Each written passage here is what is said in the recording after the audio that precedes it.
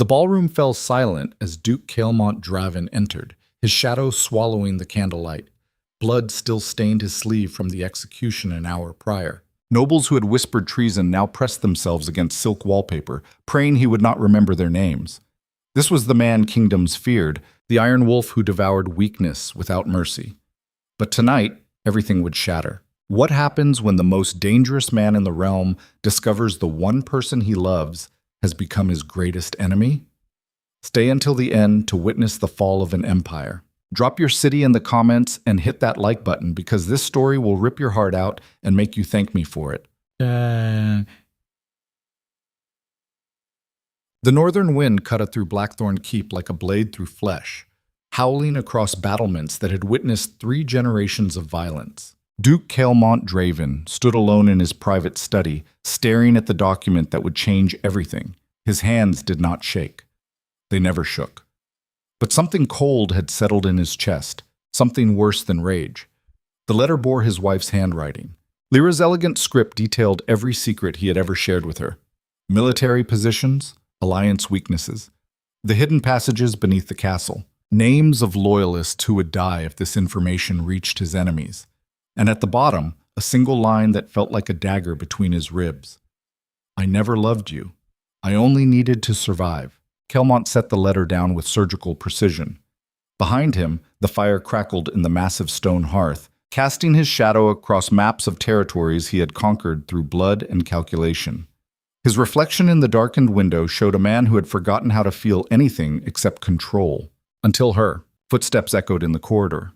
Captain Thorne entered without knocking, his weathered face grave beneath his scarred helm. The old soldier had served Blackthorne since Kaelmont was a boy, learning to kill before he learned to read. Thorne, what did you find? The captain closed the door. Your suspicions were correct, my lord.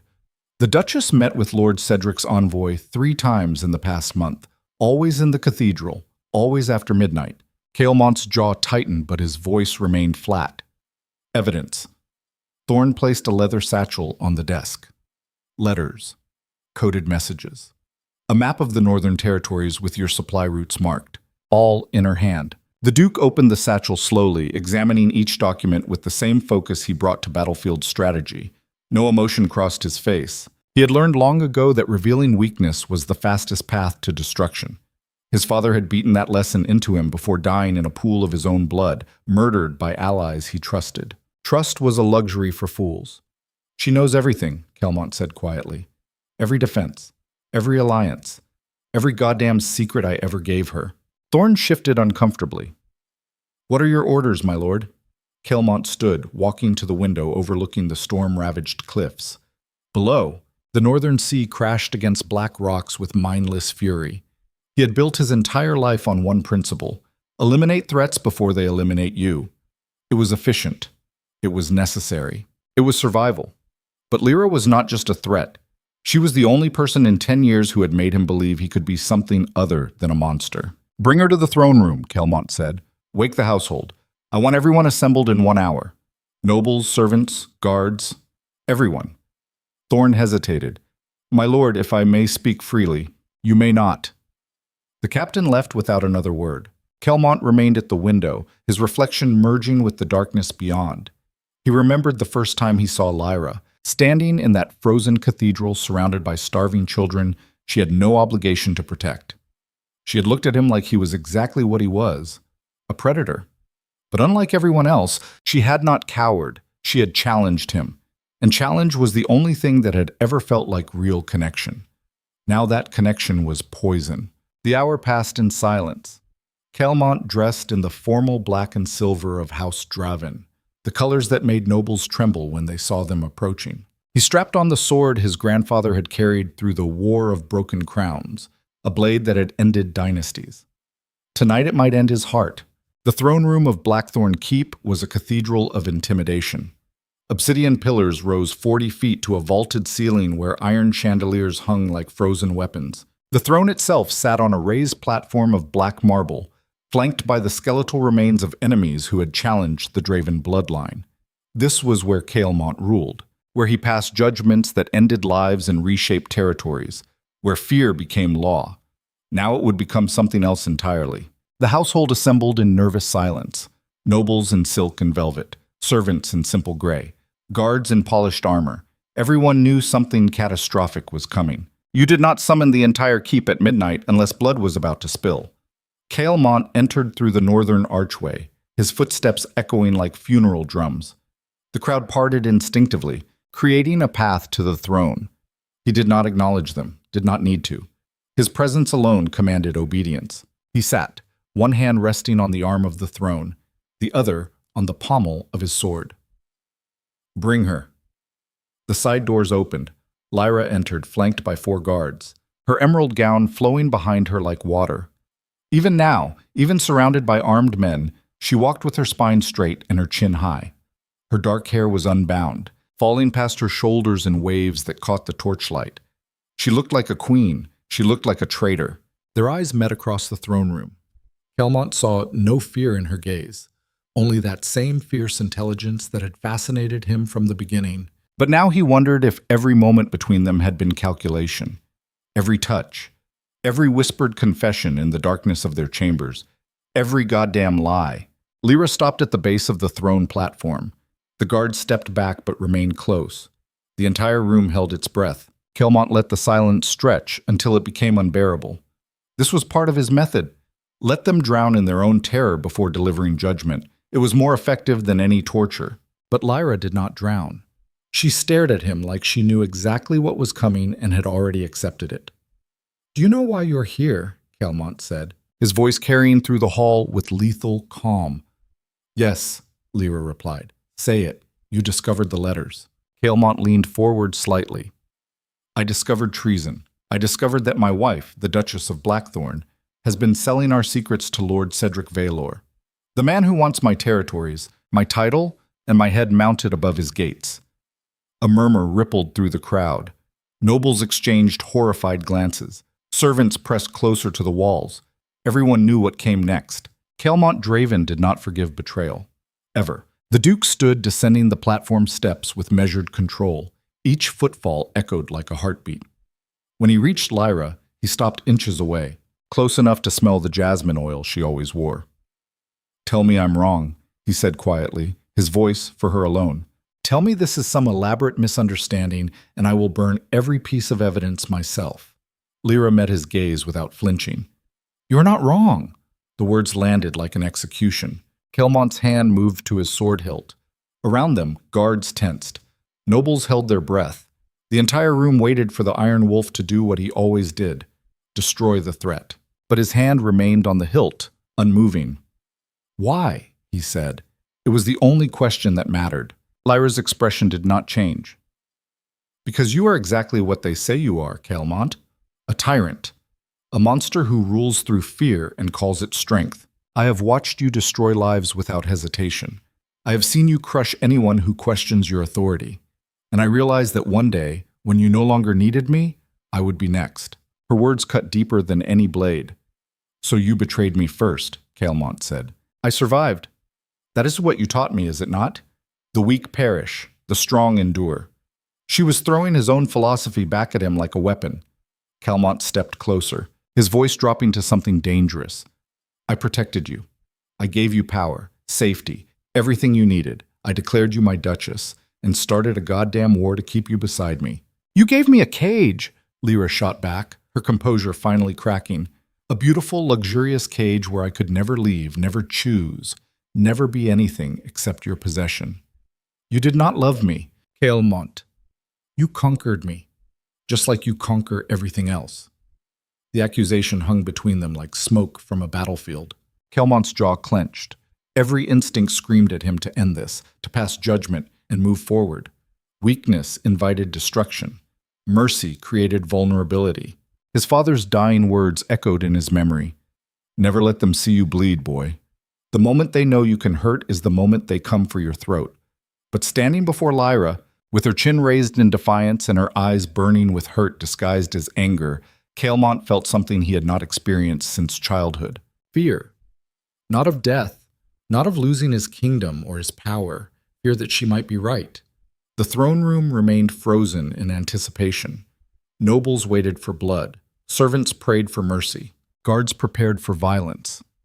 Kaelmont released his sword hilt and turned away from Lyra, walking back to the throne. When he sat, his face was carved from stone. "You will tell me everything," he said. "Every meeting with Cedric's people, every piece of information you gave them, every plan they are making against me. You will confess it all before this court." "And if I refuse?" Lyra asked. Kaelmont's gaze could have frozen the sun. "Then I will extract it by other means, and you will wish you had chosen honesty." It was not an empty threat. Everyone in that room knew the dungeons beneath Blackthorne Keep, knew the screams that sometimes echoed through the lower corridors, knew that the Duke of Blackthorne did not bluff about consequences. Lyra's hands trembled slightly, but her voice remained steady. "I met with Cedric's envoy 4 times, not 3. The first time was before you even brought me to this fortress. He approached me in Eldermere and offered me safety in exchange for information about your plans. Why did you agree?" "Because I had nothing," Lyra said, her words gaining force.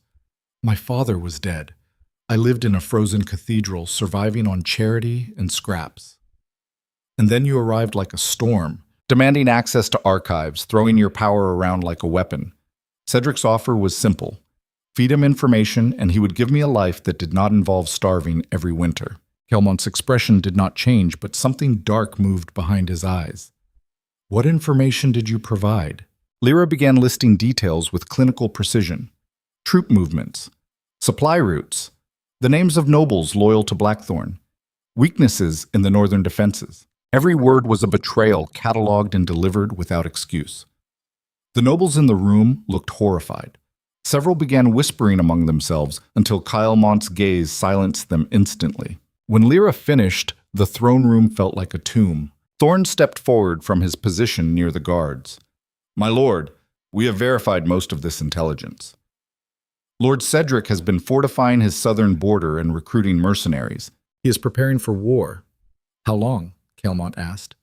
3 months, perhaps 4. The Duke absorbed this information with the same calm he brought to every crisis. But inside, something was fracturing. The woman he had chosen above kingdoms and crowns had been working against him from the beginning. Every intimate moment had been strategy. Every confession had been manipulation. He should have seen it coming. Trust was weakness. Love was a liability.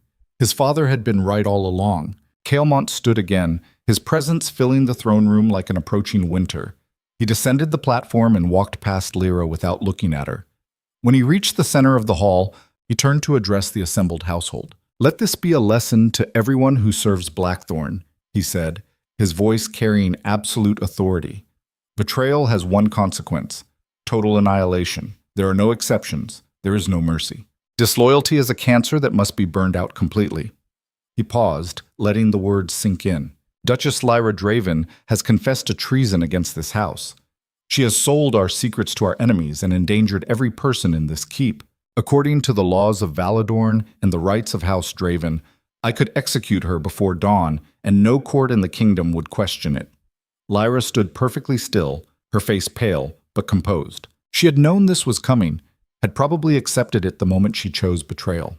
Kaelmont walked back to her, stopping close enough to see the pulse beating in her throat. "But I will not execute you," he said quietly.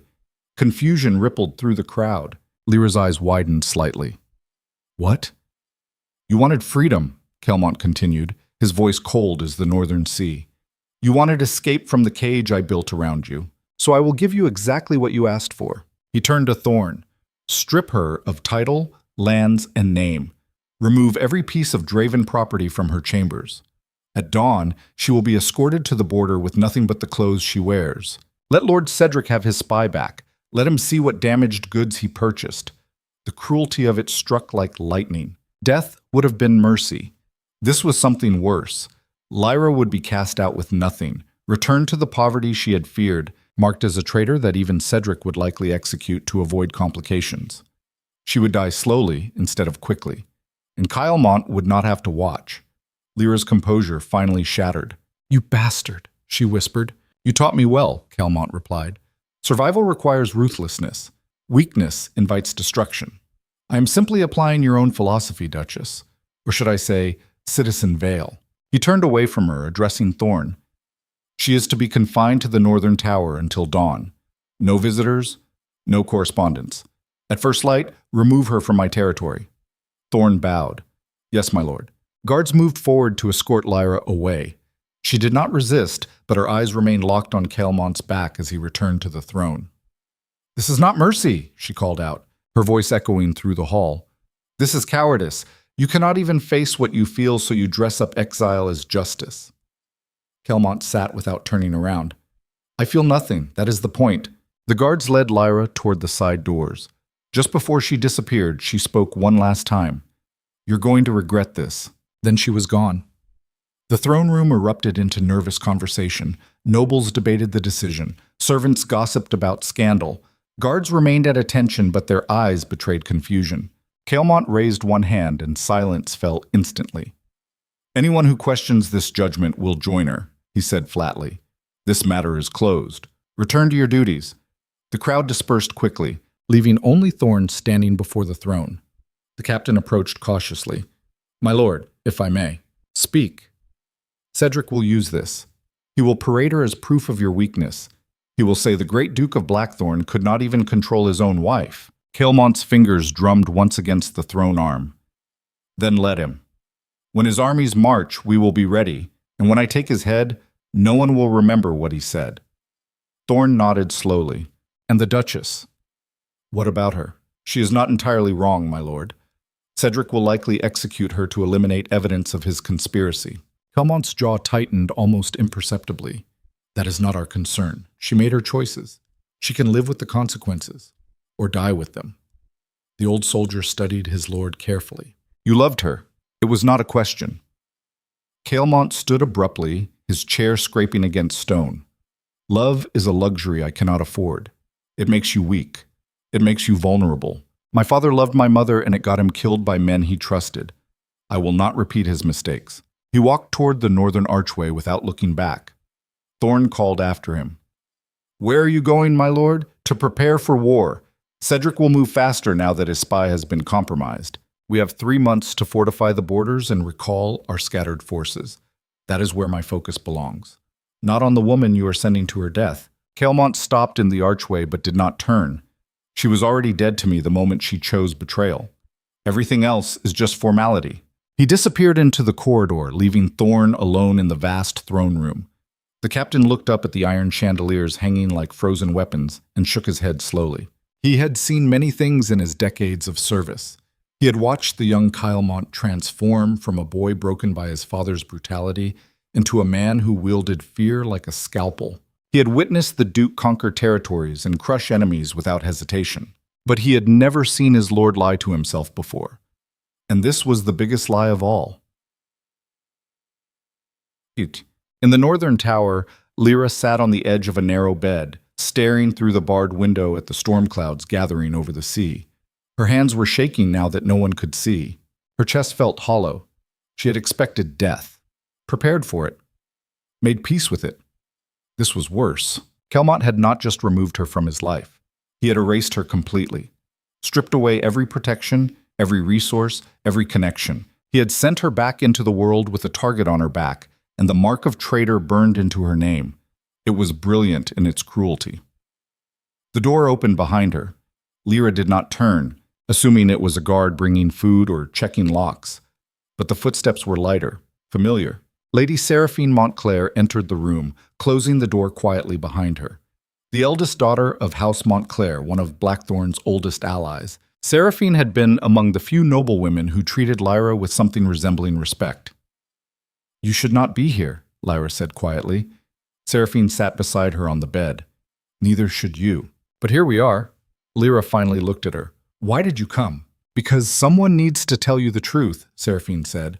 And clearly Kaelmont will not. What truth? That he is destroying himself by sending you away. I have known the Duke since we were children. I have never seen him care about anything except power and survival. Then you arrived and something changed. He started questioning his methods, started showing restraint, started becoming something other than the monster his father created. Lyra's laugh was bitter. And look how well that turned out. The moment I became inconvenient, he discarded me. Seraphine shook her head. You misunderstand. He is not discarding you because you are inconvenient. He is sending you away because keeping you terrifies him more than any army. The words hung in the cold air. "What are you talking about?" Lyra asked. Seraphine stood, walking to the window. Kaelmont's father, Duke Kaelmont Draven, was one of the most brutal lords in Valadorn's history.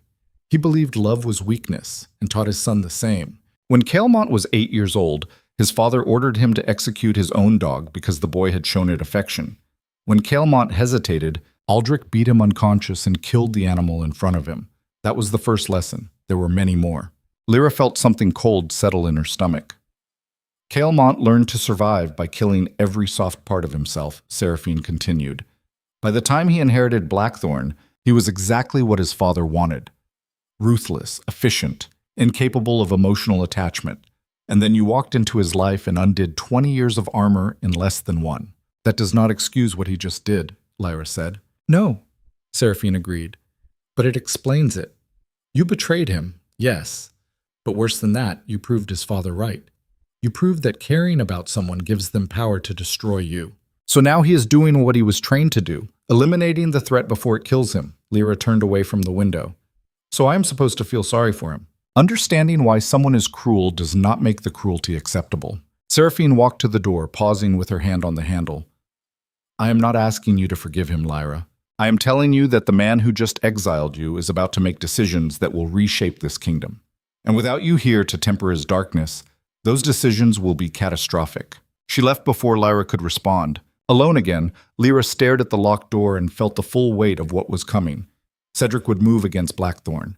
Kaelmont would respond with total war, and she would be caught between them with no protection and no allies. Unless... A plan began forming in her mind, dangerous, likely suicidal, but possible. If she was going to die anyway, she might as well make it count. Kaelmont did not sleep that night. He stood in his private chambers, surrounded by maps and military reports, planning the defense of his territories. Supply lines, troop deployments, contingency strategies for every possible attack vector, but his mind kept returning to the throne room, to Lyra's face when he pronounced exile, to the way her voice had cracked when she called him a coward. You cannot even face what you feel. He swept the maps off his desk in sudden fury, sending papers scattering across the floor. His hands gripped the desk edge hard enough to make the wood creak. This was what love did. It made you weak. It made you hesitate. It made you vulnerable to people who would use that vulnerability to destroy you. His father had been right. A knock at the door interrupted his spiral. Enter, he growled. Thorne stepped inside, closing the door carefully. My lord, we have a situation. Kaelmont forced himself to focus. What situation? One of the servants reported seeing Lady Montclair entering the northern tower an hour ago. Kaelmont's eyes narrowed. Did she leave? Yes, my lord, but she was inside for nearly 20 minutes. What were her orders? Thorne shifted uncomfortably. There were no orders regarding visitors, my lord. The command was only to confine the Duchess until dawn. Kaelmont cursed under his breath. What did they discuss? Unknown. The guard at the door heard nothing. The Duke walked to his weapons cabinet, retrieving a dagger and sliding it into his belt. Send word to Lady Montclair that if she attempts to contact the Duchess again, she will be considered complicit in treason. Yes, my lord. And double the guard on the northern tower. No one in or out except armed escort. Thorne bowed and left. Kaelmont stood alone again, staring at his reflection in the darkened window. He looked like his father. Same hard eyes, same brutal jawline, same capacity for necessary cruelty. But his father had never looked haunted. The night dragged toward dawn with agonizing slowness. Kaelmont tried to work but could not focus, tried to rest but could not quiet his mind. Every time he closed his eyes, he saw Lyra in that frozen cathedral, feeding starving children with her own rations. He saw her challenging him in front of the royal court, unafraid. He saw her standing in their chambers on their wedding night, looking at him like he was both monster and man. And he saw her face in the throne room, calling him a coward. When the first light of dawn broke across the eastern horizon, Kaelmont stood on his private balcony watching the sunrise paint the storm clouds in shades of blood and fire. In 1 hour, Lyra would be escorted to the border and released into a world that would kill her. He had given the order. He would not rescind it. Weakness invited destruction. A commotion erupted below in the courtyard. Shouting. The clash of steel. Kaelmont was moving before conscious thought caught up. his hand already on his sword as he ran through the corridors toward the source of the disturbance. Guards lined the hallway leading to the northern tower, weapons drawn but uncertain. Thorne stood at the base of the tower stairs, his face grim. "What happened?" Kaelmont demanded. Thorne pointed upward. "The Duchess. She is gone." "Impossible. The tower was locked. You doubled the guard."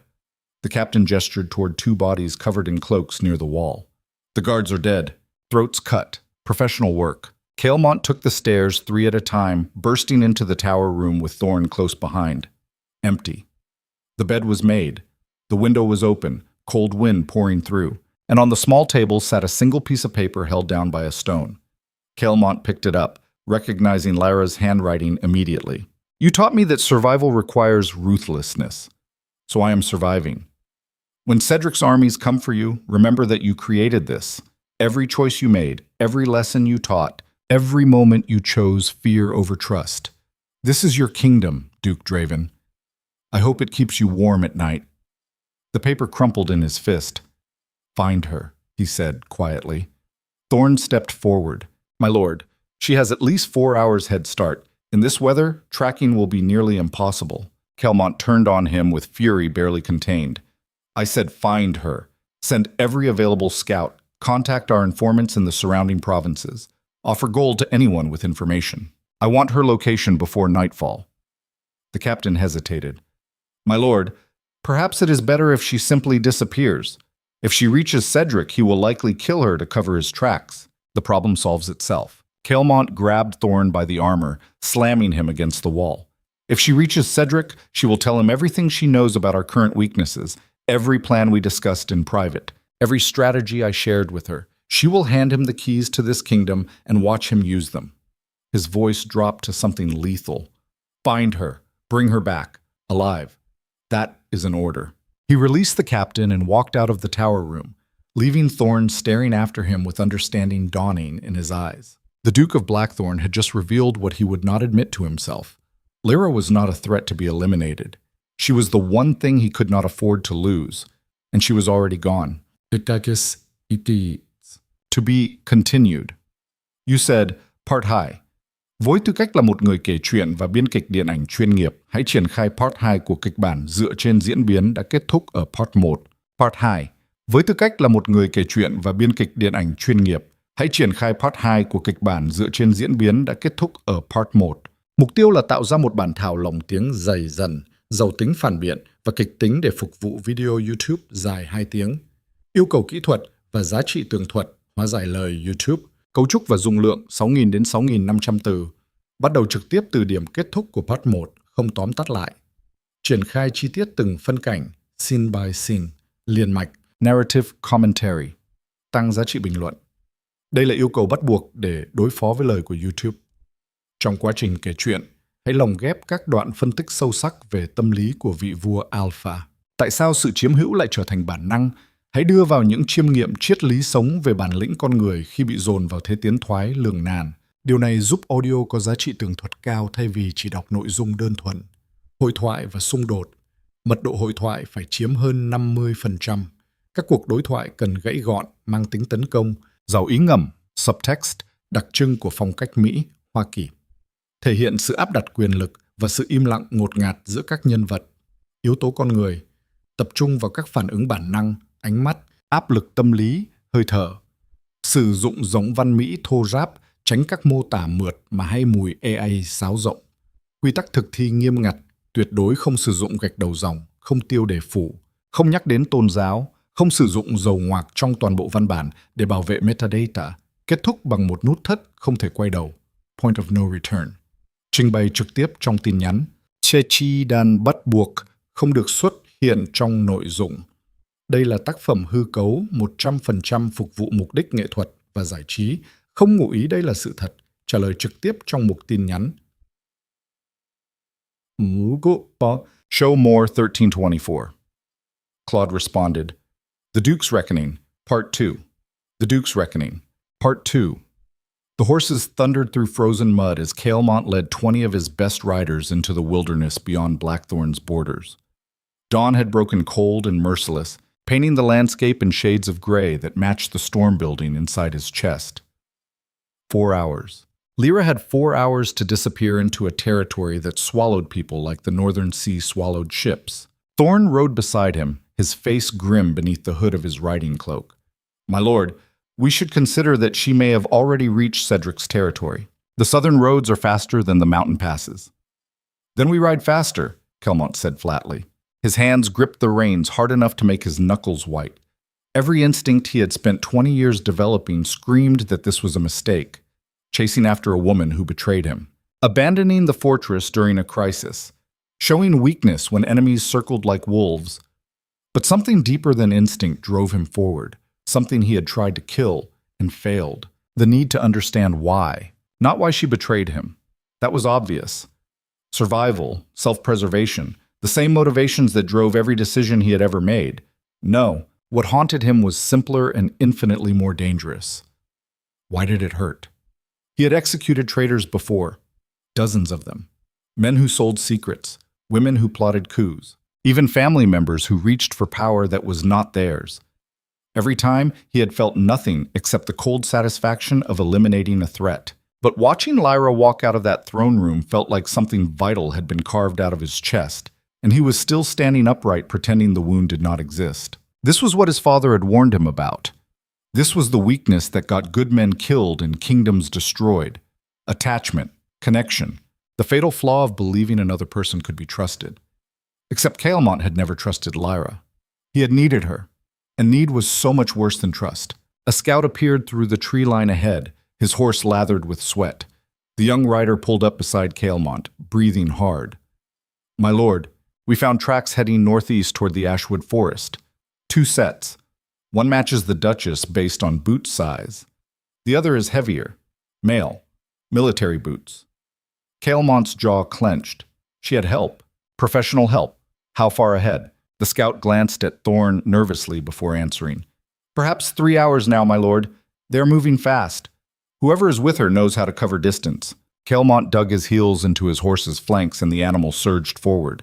The company followed without question, crashing through the underbrush like an avalanche of steel and fury. The Ashwood Forest was ancient and unforgiving, a tangle of black trees and frozen streams that had swallowed entire armies during the War of Broken Crowns. Locals avoided it even in summer. In winter, it became a graveyard, perfect place to disappear, or to set an ambush. Thorne urged his horse closer to Kaelmont's.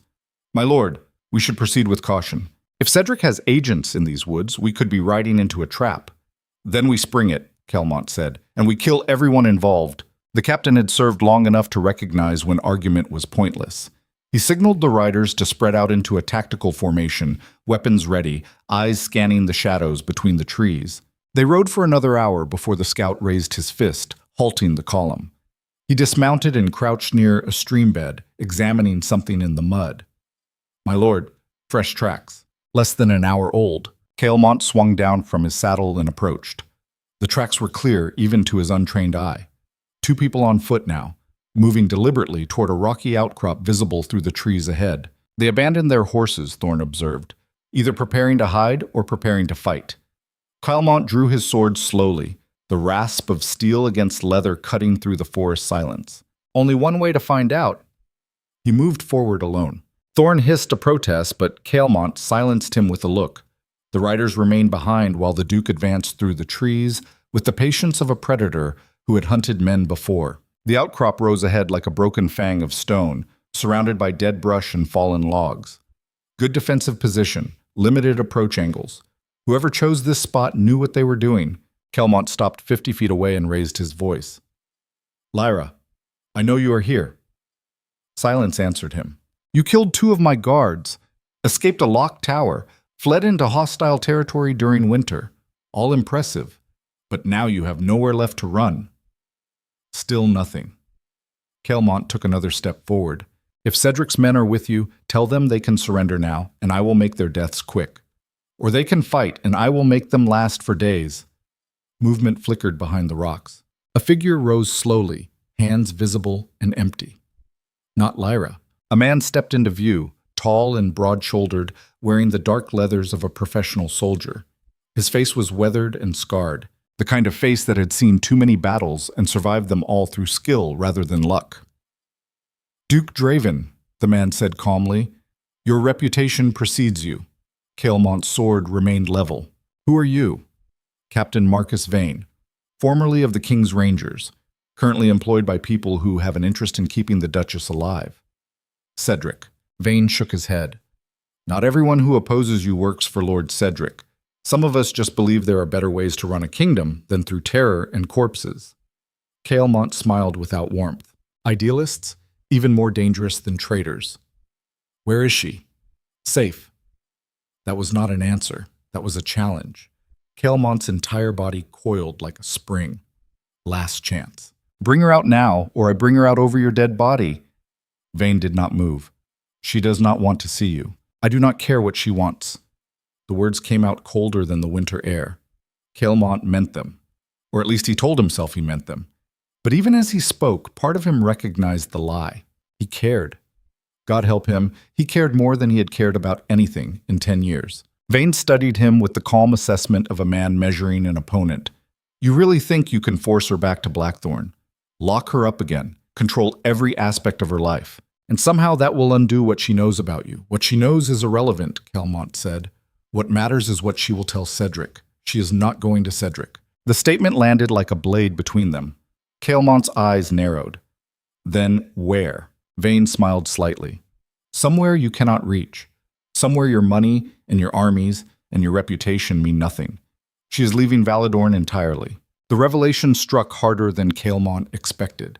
Lyra was not just running from him. She was erasing herself from the kingdom, from the politics and power games and endless cycles of betrayal. She was choosing freedom over survival.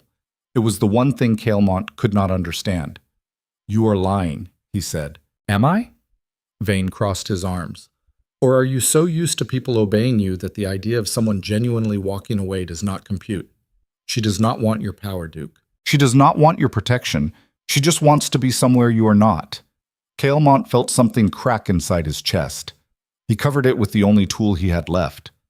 Violence. He moved faster than Vane anticipated, closing the distance in 3 strides and putting his sword tip against the captain's throat before the other man could draw his weapon.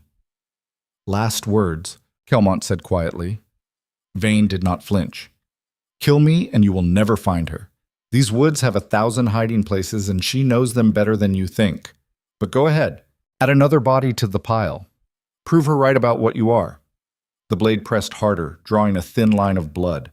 Kaelmont's hand trembled with the urge to thrust forward, to end the conversation and the complication and the goddamn ache in his chest that would not stop. But Vane was right. Killing him solved nothing. Kaelmont lowered the sword slowly. Tell her I want to talk. 5 minutes. No guards. No witnesses. Just the 2 of us. Vane touched his throat, examining the blood on his fingers. And if she refuses? Then I burn the Ashwood forest to ash and drag her out of the rubble. It was not a bluff. Vane recognized that. He nodded once and disappeared back behind the rocks. Kaelmont stood alone in the clearing, his breath forming clouds in the frozen air. Behind him, he could hear Thorn and the riders waiting. Ahead, hidden somewhere in the rocks, Lyra made a decision that would reshape everything. The forest held its breath. Then she appeared. Lyra stepped around the outcrop slowly, her emerald dress torn and muddy from the journey. Her hair was tangled with leaves and her face was pale from cold and exhaustion. But her eyes burned with the same fierce intelligence that had first captured his attention in that frozen cathedral. She looked like a refugee. She looked magnificent. They stared at each other across 30 feet of dead ground. 5 minutes, Lyra said. Then I leave. And if you try to stop me, Marcus will put an arrow through your spine before you take 2 steps. Kaelmont glanced back and saw Vane positioned behind a rock with a longbow drawn and aimed. Professional, disciplined, a real threat.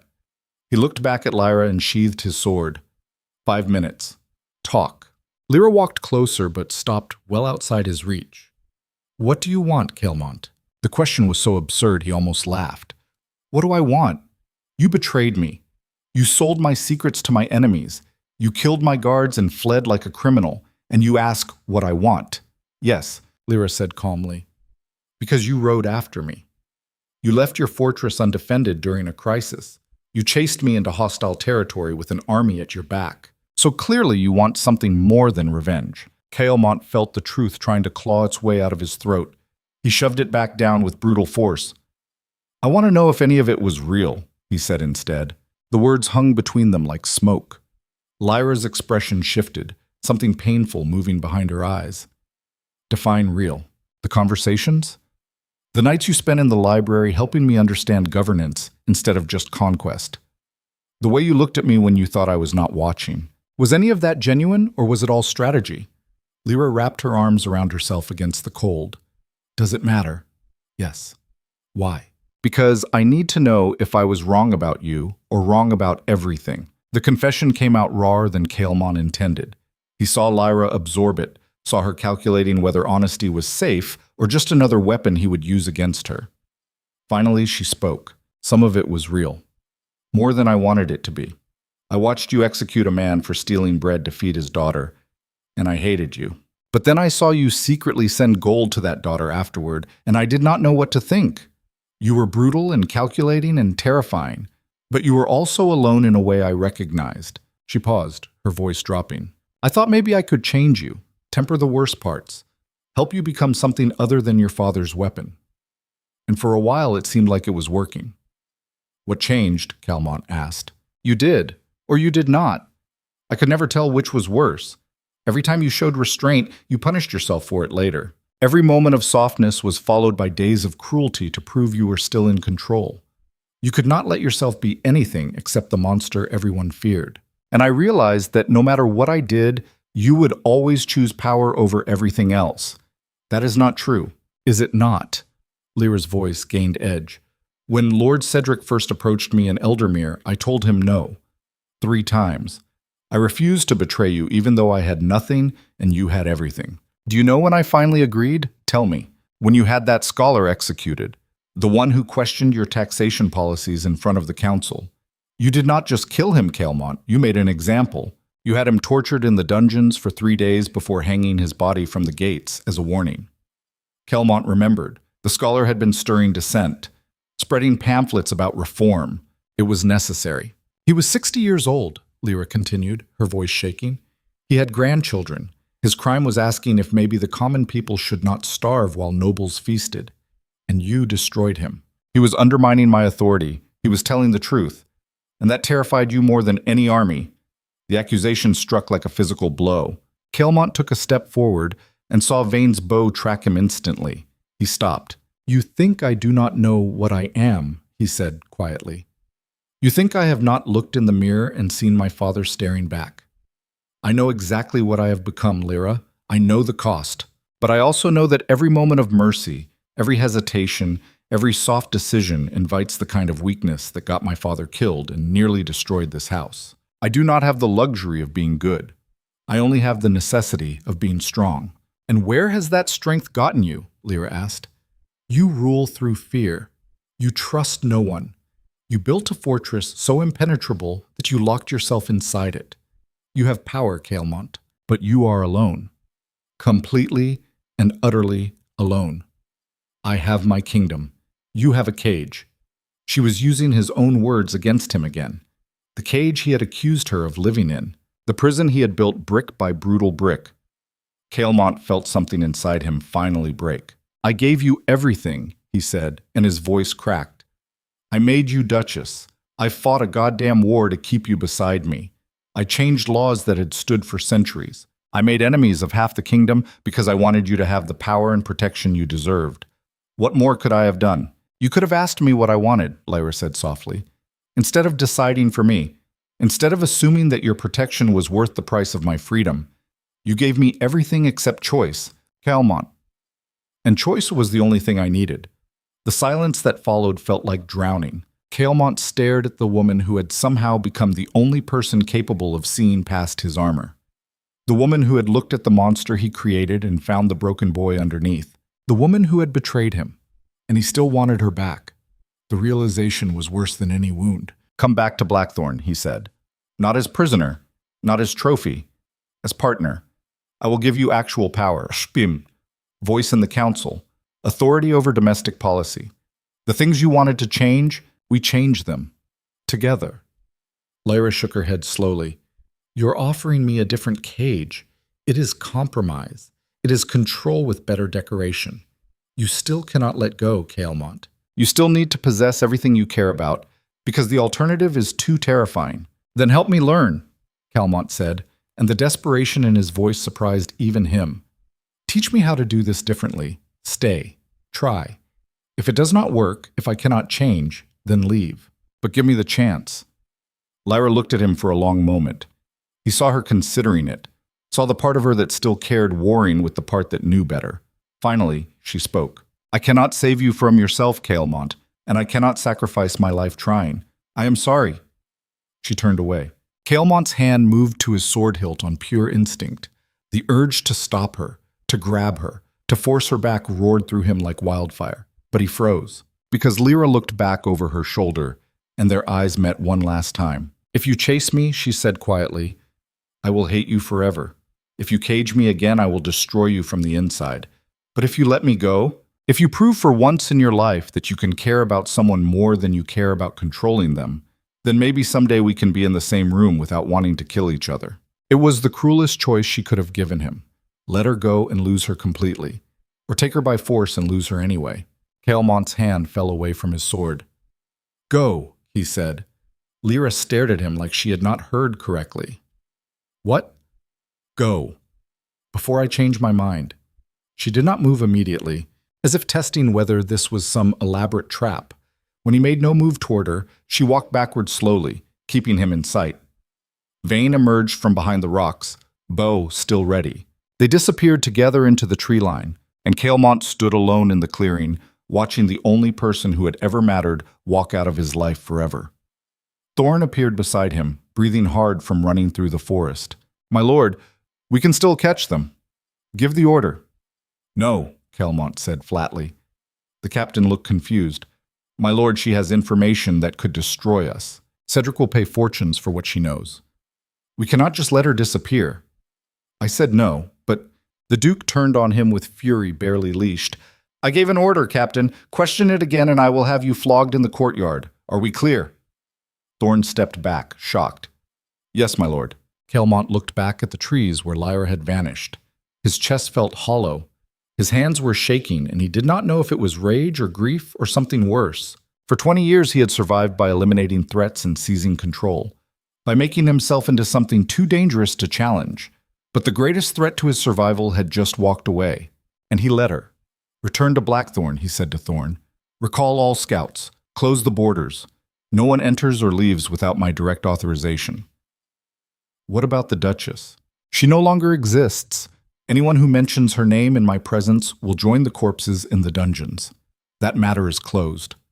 He walked back to his horse, mounted, and rode toward home without looking back. Behind him, the Ashwood Forest swallowed Lyra's trail like it had never existed. 3 weeks later, Blackthorne Keep had transformed into a war fortress. Supply caravans arrived daily. Smiths worked around the clock forging weapons and armor. Mercenaries from across Valadorn answered Kaelmont's call, drawn by gold and the promise of plunder when Cedric's territories fell. The Duke himself became unreachable. He worked 18 hours a day planning every detail of the coming campaign, troop deployments, siege strategies, political alliances to secure the kingdom's support. He slept in his war room surrounded by maps and dispatches. He spoke to no one except when giving orders. The household learned quickly that mentioning the former Duchess was grounds for immediate dismissal.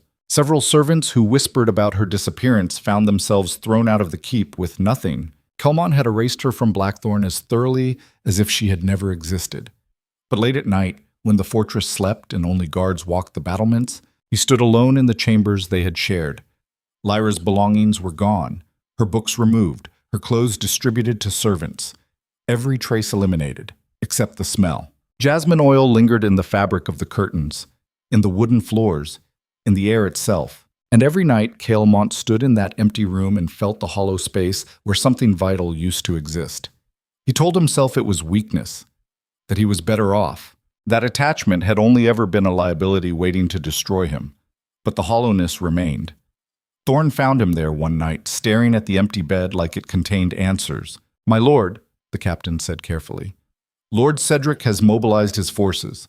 Scouts report mercenary companies marching toward our southern border. We have perhaps 2 weeks before the first engagement. Kaelmont did not turn around. How many? 3,000. Maybe more. He has allied with houses Vexor and Grimwald. Combined forces total nearly 8,000 men. And we have 6,000, but better trained, better equipped.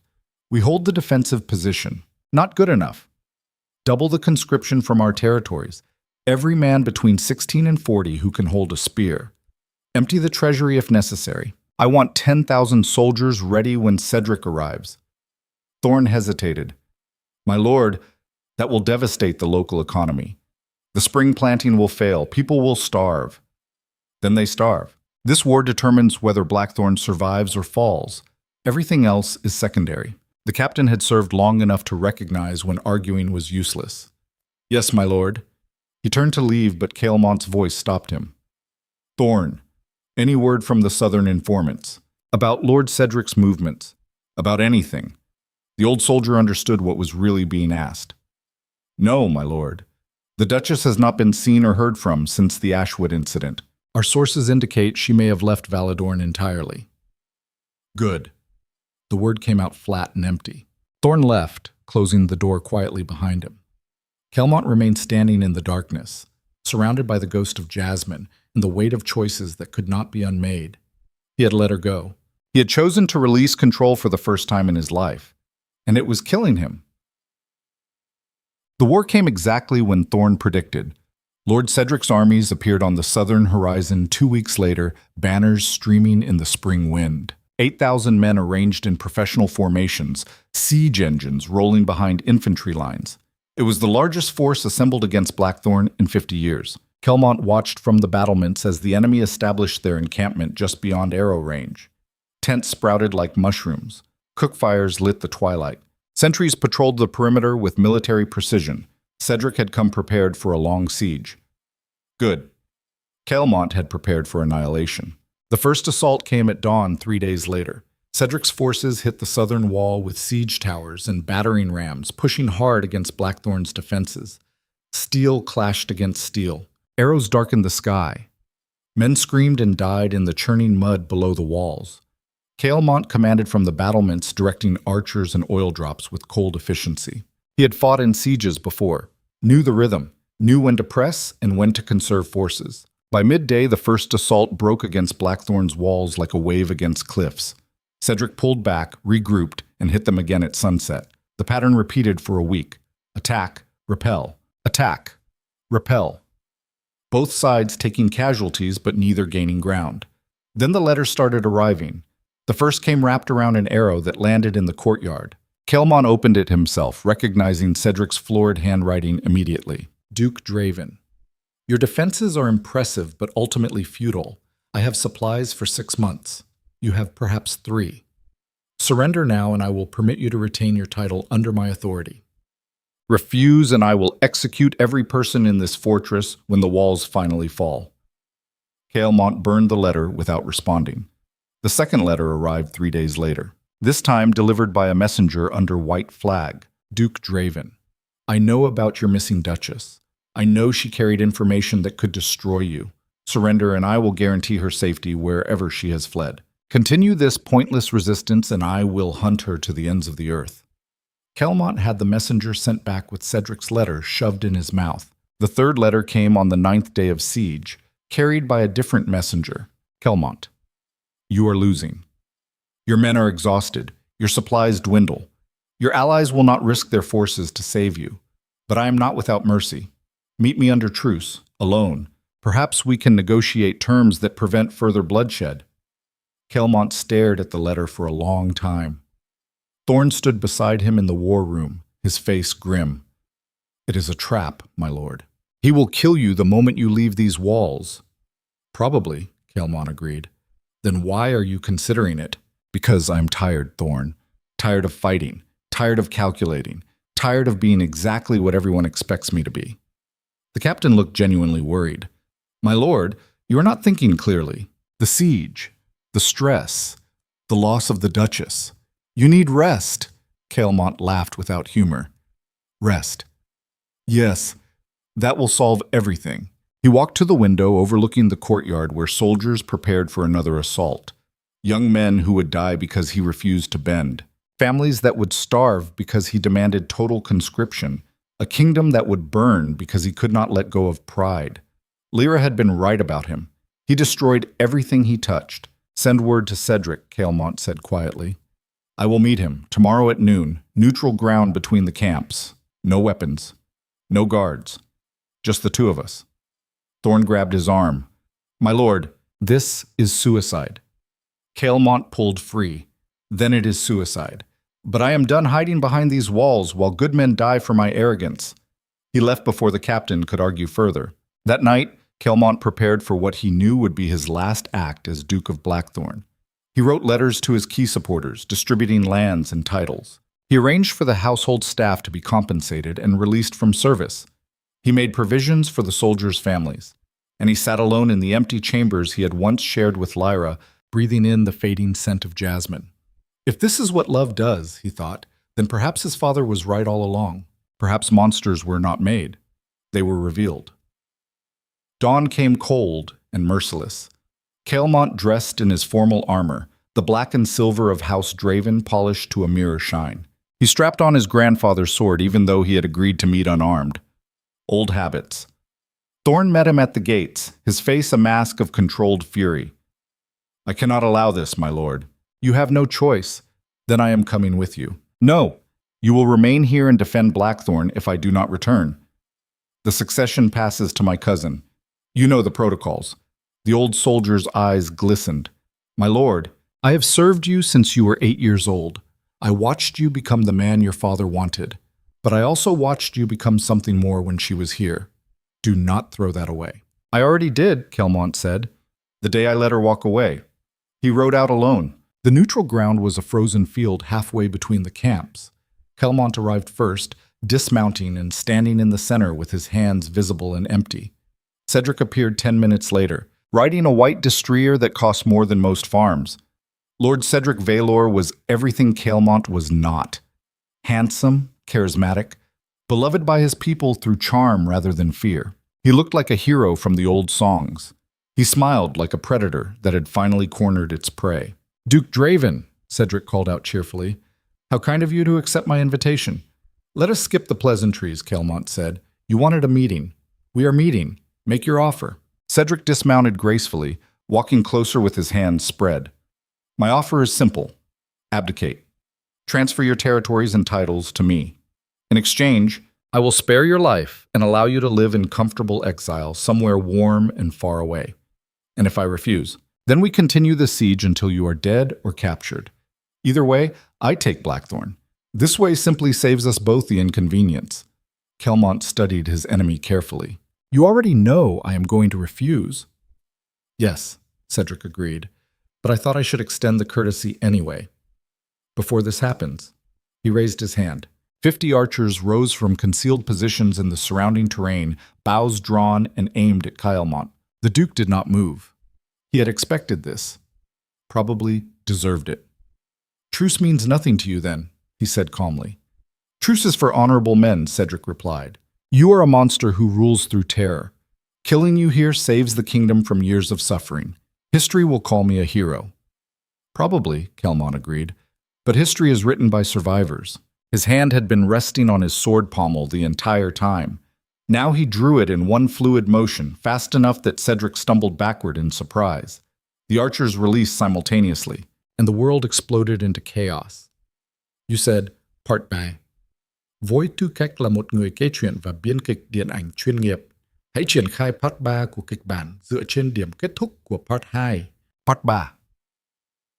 Với tư cách là một người kể chuyện và biên kịch điện ảnh chuyên nghiệp, hãy triển khai Part 3 của kịch bản dựa trên điểm kết thúc của Part 2.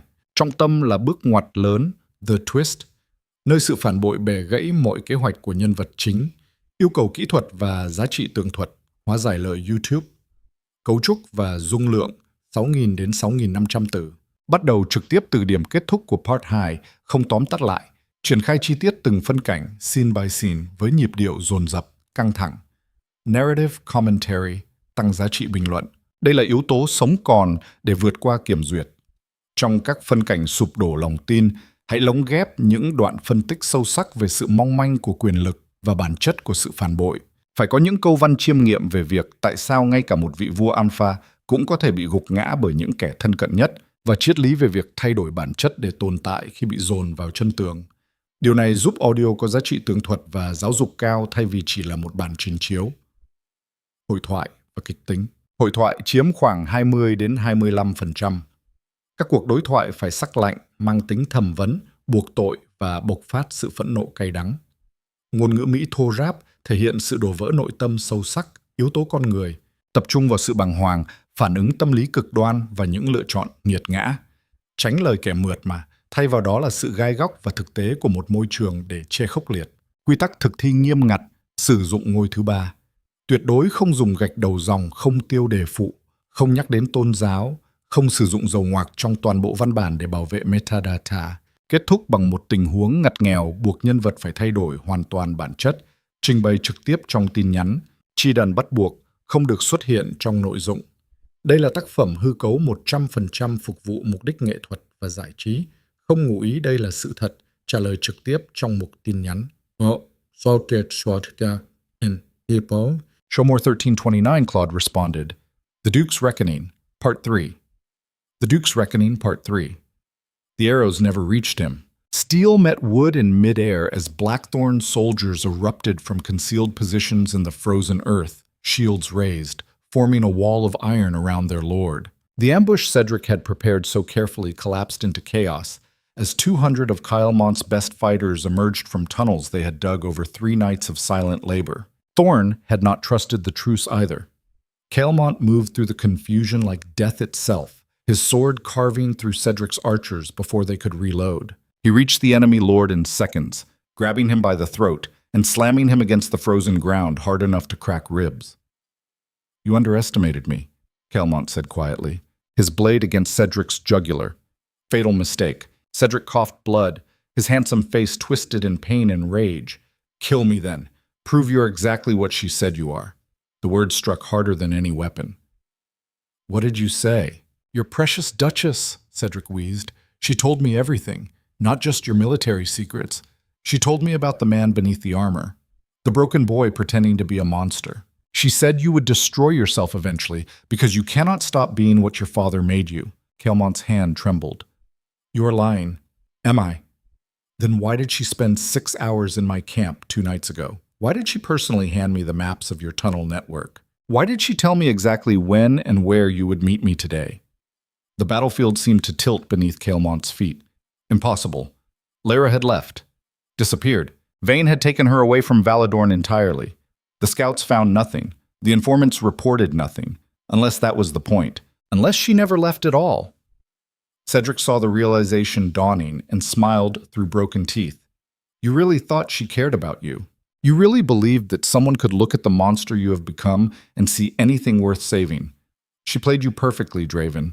And you fell for it because underneath all that power and fear, you're still just a desperate child begging to be loved. Kaelmont's vision narrowed to a single point of white-hot rage. His sword arm tensed, ready to end Cedric's life, and the poisonous words spilling from his mouth. But Thorne's voice cut through the fury. My lord, we have a situation. Kaelmont looked up. The captain stood 20 feet away, his face ashen. Behind him, Blackthorne soldiers had secured the field. Cedric's forces either dead or surrendering. But something was wrong. What situation? Kaelmont demanded. Thorne pointed toward the distant fortress. Smoke. Black columns rising from Blackthorne Keep, visible even from this distance. The realization hit like a physical blow. The meeting was never the real attack. It was a distraction. Kaelmont released Cedric and ran for his horse. Behind him, he heard Thorne shouting orders to secure the prisoners and follow. But the words barely registered through the roaring in his ears. Lara had not just betrayed him, she had destroyed him. The ride back to Blackthorne took 15 minutes that felt like hours. With every stride, the smoke columns grew thicker, darker, more devastating. By the time Kaelmont reached the fortress gates, flames were consuming the eastern wing, and the gates stood open. He dismounted while his horse was still moving, hitting the ground at a run. Guards lay dead at their posts, throats cut with professional precision. Servants huddled in the courtyard, terrified and confused. The organized chaos of siege defense had collapsed into panic. Kaelmont grabbed the nearest soldier by his armor. Report. The man was barely 20, his face streaked with ash and blood. They came from inside, my lord. The gates opened from within, 50 men, maybe more. They went straight for the armory and the treasury, set fires to cover their escape. Who opened the gates? The soldier swallowed hard. The Duchess, my lord. She was already inside when we realized what was happening. The words landed like arrows Kaelmont had not seen coming. She had been in Blackthorne the entire time, hidden, waiting, planning this moment with the patience of someone who understood exactly how he thought, because he had taught her. Every lesson about strategy and misdirection, every discussion about exploiting enemy weaknesses, every late night in the library where he shared the brutal philosophy that had kept him alive for 20 years. She had absorbed it all, and now she was using it to tear down everything he had built. "Where is she now?" Kaelmont asked, his voice deadly calm. The soldier pointed toward the northern tower. "Last seen heading for your private chambers, my lord." Kaelmont moved through the burning fortress like a ghost, his mind operating on pure combat instinct, while something deeper struggled to process the magnitude of the betrayal. He passed soldiers fighting fires, servants carrying valuables to safety, the organized machine of Blackthorne Keep reduced to desperate survival. The northern corridor was empty, silent except for the distant roar of flames. His private chambers sat at the end, the door closed. He approached slowly, hand on his sword hilt. The door was unlocked. Inside, Lyra stood by the window overlooking the burning courtyard below. She had changed from her torn refugee dress into black leather armor that fit like it had been made for her. Her hair was pulled back in a severe braid. A short sword hung at her hip. She looked like a soldier. She looked like him. "You came," she said without turning around. "I wondered if you would leave the battle to chase me again." Kaelmont closed the door behind him. "What have you done?" "What you taught me to do.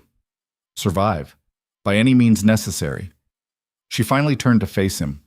In the firelight streaming through the window, her expression was cold and controlled. Nothing like the woman who had argued philosophy in the library or challenged him to be better. This was someone else entirely. Or perhaps this was who she had always been beneath the performance. "The tunnels," Kaelmont said. "You told Cedric about the tunnels. I told him about lots of things. Your supply routes, your troop deployments, the names of every noble family that supports you, everything you whispered to me in the darkness when you thought love made you safe." The word love felt like a weapon in her mouth. Kaelmont took a step forward, and she drew her sword smoothly, the blade catching the firelight. He stopped. "Why?" he asked. It was the only question that mattered anymore. Lyra's expression flickered, something almost like pain crossing her face before the cold mask returned. "Because you would never let me go. Even when I walked away. Even when I begged you to prove you could care about something more than control. You could not do it, so I had to make sure you had nothing left to control. By destroying my home, killing my people." "Your people," Lyra repeated bitterly. "They feared you, Kaelmont. Every single person in this fortress lived in terror of displeasing you. That is not loyalty. That is slavery dressed in fancy titles. I protected them. You owned them, just like you tried to own me." The accusation hung between them like smoke from the burning halls. Kaelmont felt something fracturing inside his chest, some fundamental structure that had held him together since childhood. The belief that strength and control were synonymous, that fear was the only reliable currency of power, that love was weakness disguised as connection. His father's voice echoed in his memory. "Trust no one, need no one. The moment you let them close is the moment they gut you." Aldrich Draven had been right. "I should kill you," Kaelmont said quietly. "Yes," Lyra agreed. "You should. It is what the Duke of Blackthorne would do, what the Iron Wolf has always done. Eliminate the threat. Prove that nothing touches you. Show the kingdom that even love is just another variable to be controlled or destroyed." She lowered her sword slightly. "So do it. Prove I was right about you." Kaelmont's hand moved to his weapon. The instinct was automatic, bred into him through years of survival, reinforced by every betrayal he had ever witnessed. But his fingers would not close around the hilt. Because somewhere beneath the rage and the pain and the brutal calculus of power, a different voice was screaming. The voice that had listened to Lyra argue that fear created obedience but never devotion. The voice that had watched her feed starving children and wondered if strength could exist alongside compassion. The voice that had felt something other than control when she looked at him like he was both monster and man. That voice was dying, and part of him wanted to let it. "You were in the Ashwood," Kaelmont said. "Vain. The whole performance. It was all theater." Lyra nodded slowly. "Marcus is an old friend, former soldier turned idealist. He helped me stage the escape because I needed you to believe I was gone. Needed you to let your guard down long enough for Cedric to mobilize his forces and for me to slip back into Blackthorne through the servant passages. The servant passages he had shown her himself. The secret ways through the fortress he had revealed because he trusted her with vulnerabilities he had never shared with anyone. How long, he asked. How long have you been planning this? Since the cathedral in Eldermere. Since the first moment you looked at me like I was something you needed to conquer. I knew then that men like you do not change. You just find new ways to justify the same brutality. Men like me, tyrants, oppressors, monsters who call their cruelty necessary and their control love.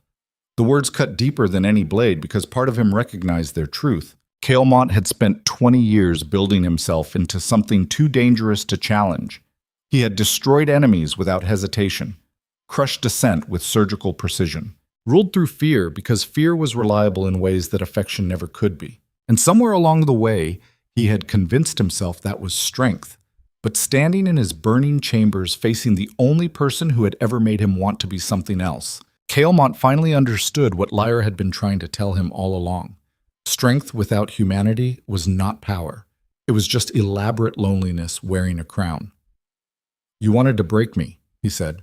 "I wanted to free you," Lyra corrected, "from the prison your father built inside your head, from the belief that caring about someone makes you weak, from the cycle of violence that you perpetuate because you are too afraid to imagine anything else, by burning down my home, by taking away everything you hide behind, the fortress, the army, the reputation, the illusion that fear can replace real connection." She sheathed her sword slowly. "I do not expect you to forgive me, Kaelmont. I do not expect you to understand, but I need you to know that everything I did because I saw what you could become if you stopped being what your father made you. And the only way to kill a monster is to destroy the cage it lives in." Footsteps echoed in the corridor outside. Thorne's voice called out, "My lord, the fires are spreading. We need to evacuate the eastern wing." Kaelmont did not respond. His eyes remained locked on Lyra. "What happens now?" he asked. "Now you choose," she said. "You can have me arrested, executed, dragged through the streets as a traitor and made an example of. You can rebuild Blackthorne exactly as it was. Rule through fear. Prove that nothing I did mattered. Or you can let this be the end of the Duke everyone fears and the beginning of the man you were too terrified to become." The door burst open. Thorne entered with 4 guards, weapons drawn. They saw Lyra and moved to surround her immediately. The captain looked at Kaelmont, waiting for orders. Kill her, arrest her, banish her. The choices were simple and familiar.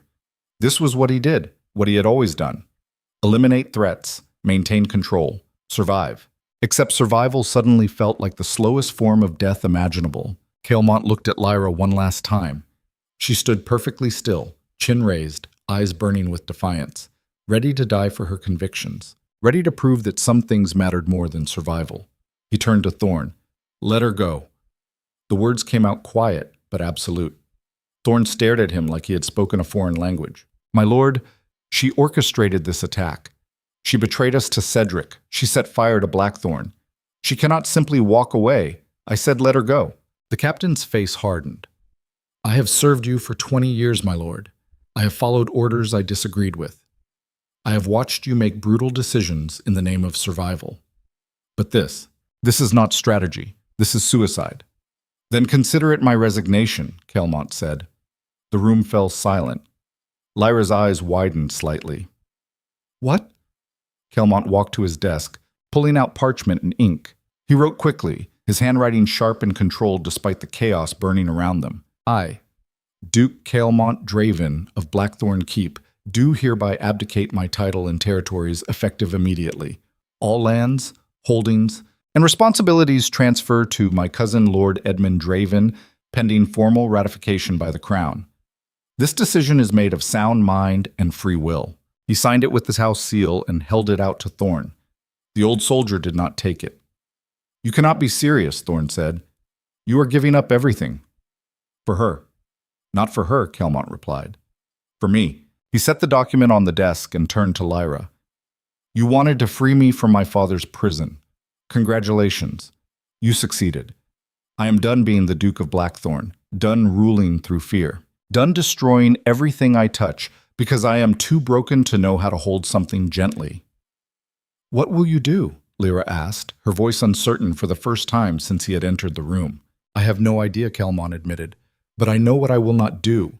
I will not execute you. I will not cage you. I will not prove that your worst beliefs about me were correct. He walked toward the door, stopping beside Thorne. Evacuate the fortress. Save who you can. The eastern wing is lost, but the structure will hold if you act fast. When Edmund arrives, brief him on the political situation. Cedric is contained for now, but his allies remain dangerous. Tell my cousin to rule with wisdom instead of fear. Tell him to be better than I was. My lord, Thorne said, his voice breaking, where are you going? Away. Far enough that the name Draven does not mean anything. Far enough that I can learn who I am when I am not trying to be what my father needed me to be. He looked back at Lyra one last time. You were right about me. I was a monster. But you were wrong about one thing. Monsters can change. It just requires burning down everything they built and walking away from the ashes.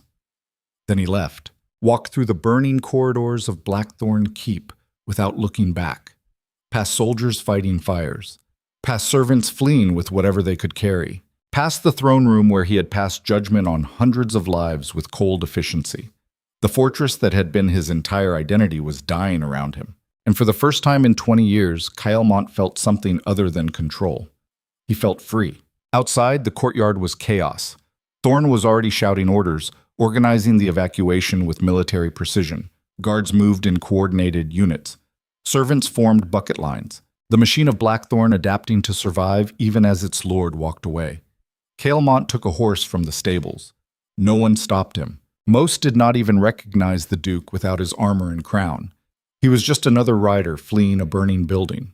He made it to the outer gates before he heard footsteps running behind him. Lyra appeared, breathing hard, still wearing the black leather armor. She looked at him with an expression he could not decipher. Where will you go? She asked. Kaelmont looked toward the horizon where dawn was breaking over the northern mountains. Somewhere the name Blackthorne does not follow. Somewhere I can figure out who I am when I am not performing strength. Alone. It was not a question, but he answered anyway. Unless you have a better idea. Lyra was quiet for a long moment. The fires behind them roared. Smoke climbed toward the pale morning sky. Everything they had built together and torn apart burned in the distance. I destroyed your life, she said finally. You freed me from a prison I did not know I was in, Kaelmont corrected. There is a difference. What if I told you I did not expect this? That I thought you would fight back? Arrest me? Prove that you were exactly what I accused you of being? What if I told you I am tired of being what people expect? Another long silence stretched between them. Then Lyra made a decision that surprised even her. The northern mountains have villages that need governance. Places where lords have failed and people have learned to survive without protection. They do not care about titles or reputations. They only care whether you can help them endure another winter. Why are you telling me this? Because you asked for a better idea. And because maybe both of us need to learn how to build something instead of just destroying what exists. Kaelmont studied her carefully. You're offering to come with me. I am offering to show you what happens when you rule through service instead of fear. Consider it penance for what I did, or consider it curiosity about whether the man I saw beneath the monster was real or just wishful thinking. She mounted a horse beside his, her movements efficient and controlled. But understand this, Kaelmont. I am not your duchess. I am not your possession. I am someone who believes you can be better and who is willing to waste a few months proving it. The moment you revert to the Duke everyone feared, I leave. No argument, no second chances. Kaelmont felt something unfamiliar stirring in his chest. Not the hollow ache of loss, not the cold satisfaction of control. Something almost like hope. One condition, he said. Lyra raised an eyebrow. You are negotiating now. You teach me.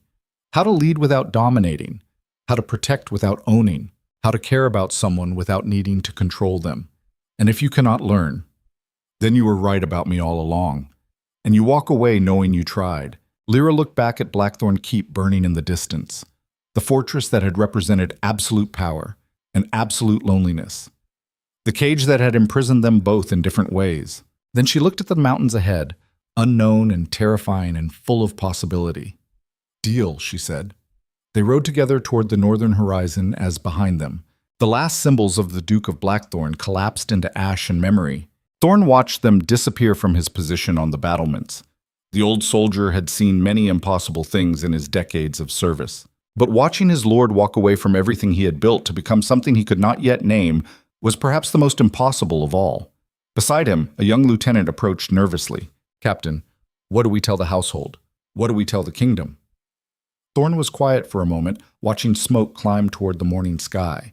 "We tell them the truth," he said finally, "that Duke Kaelmont Draven died in the siege, that a new lord will rise to take his place, and that sometimes the strongest thing a man can do is admit he was wrong and walk away before he destroys everything he claims to protect." "What about the Duchess?" "What Duchess?" "She was never here." The lieutenant looked confused but knew better than to argue. Below, the fires were finally coming under control. The fortress would survive. Blackthorne would endure. The name would persist. But the man who had defined it for 10 years was gone, riding toward an uncertain future with the woman who had burned down his world to show him there was something beyond the flames.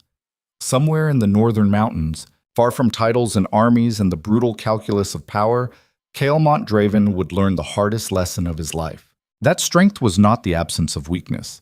It was the courage to be vulnerable anyway. That control was not the same as connection, and that the most dangerous thing a man could do was not conquer kingdoms. It was allow himself to be changed by someone who saw past the armor to the terrified boy underneath. The journey would be brutal. He would fail more than he succeeded. He would revert to old patterns and have to be reminded that domination was not the same as leadership. But for the first time in 20 years, Kaelmont was not trying to be what his father demanded. He was trying to discover who he could become if he stopped being afraid. And that terrified him more than any enemy ever had. Because changing required admitting that everything he had built his life on was wrong. That fear was not strength. That loneliness was not safety. That the monster he had become was a choice, not a destiny. And choices could be unmade, one brutal, painful, uncertain step at a time. You said, Part 4. Với tư cách là một người kể chuyện và biên kịch điện ảnh chuyên nghiệp, hãy triển khai Part 4 dựa trên điểm kết thúc đầy kịch tính của Part 3. Part 4. Với tư cách là một người kể chuyện và biên kịch điện ảnh chuyên nghiệp, hãy triển khai Part 4 dựa trên điểm kết thúc đầy kịch tính của Part 3. Trong tâm là cao trào bùng nổ, The Climax, nơi mọi mâu thuẫn của đế chế và tình yêu hội tụ thành một cuộc đối đầu trực diện không khoan nhượng. Yêu cầu kỹ thuật và giá trị tường thuật, hóa giải lời YouTube. Cấu trúc và dung lượng 6.000 đến 6.500 từ. Bắt đầu trực tiếp từ điểm kết thúc của Part 3, không tóm tắt lại. Nhịp điệu kịch bản phải cực kỳ dồn dập, căng thẳng đến mức nghẹt thở với những lựa chọn liều lĩnh của nhân vật alpha. Narrative commentary, tăng giá trị bình luận. Đây là yêu cầu bắt buộc để YouTube không đánh lỗi thiếu nội dung bình luận. Trong sự khốc liệt của trận chiến, hãy lồng ghép những đoạn phân tích sâu sắc về cái giá của sự hy sinh và bản lĩnh thực sự của một kẻ đứng đầu. Phải có những câu văn chiêm nghiệm về việc tại sao con người lại trở nên đáng sợ và kiên cường nhất khi không còn gì để mất. Điều này giúp audio có chiều sâu triết lý, sống thay vì chỉ là mô tả hành động vô hồn. Hội thoại và bản năng. Hội thoại chiếm 20 đến 25%. Lời thoại phải gạt, xúc tích, mang tính bản năng như những mệnh lệnh dồn dập hoặc lợi thế sinh tử. Sử dụng tiếng Anh Mỹ thô ráp, giàu tính đối đầu. Yếu tố con người, mô tả chân thực sự đau đớn thể xác, tiếng tim đập hỗn loạn, mồ hôi hòa lẫn máu và sự quyết liệt trong ánh mắt. Tránh lời kẻ mượt mà, hãy tập trung vào sự gai góc của hiện thực. Quy tắc thực thi nghiêm ngặt, triển khai chi tiết từng phân cảnh, scene by scene.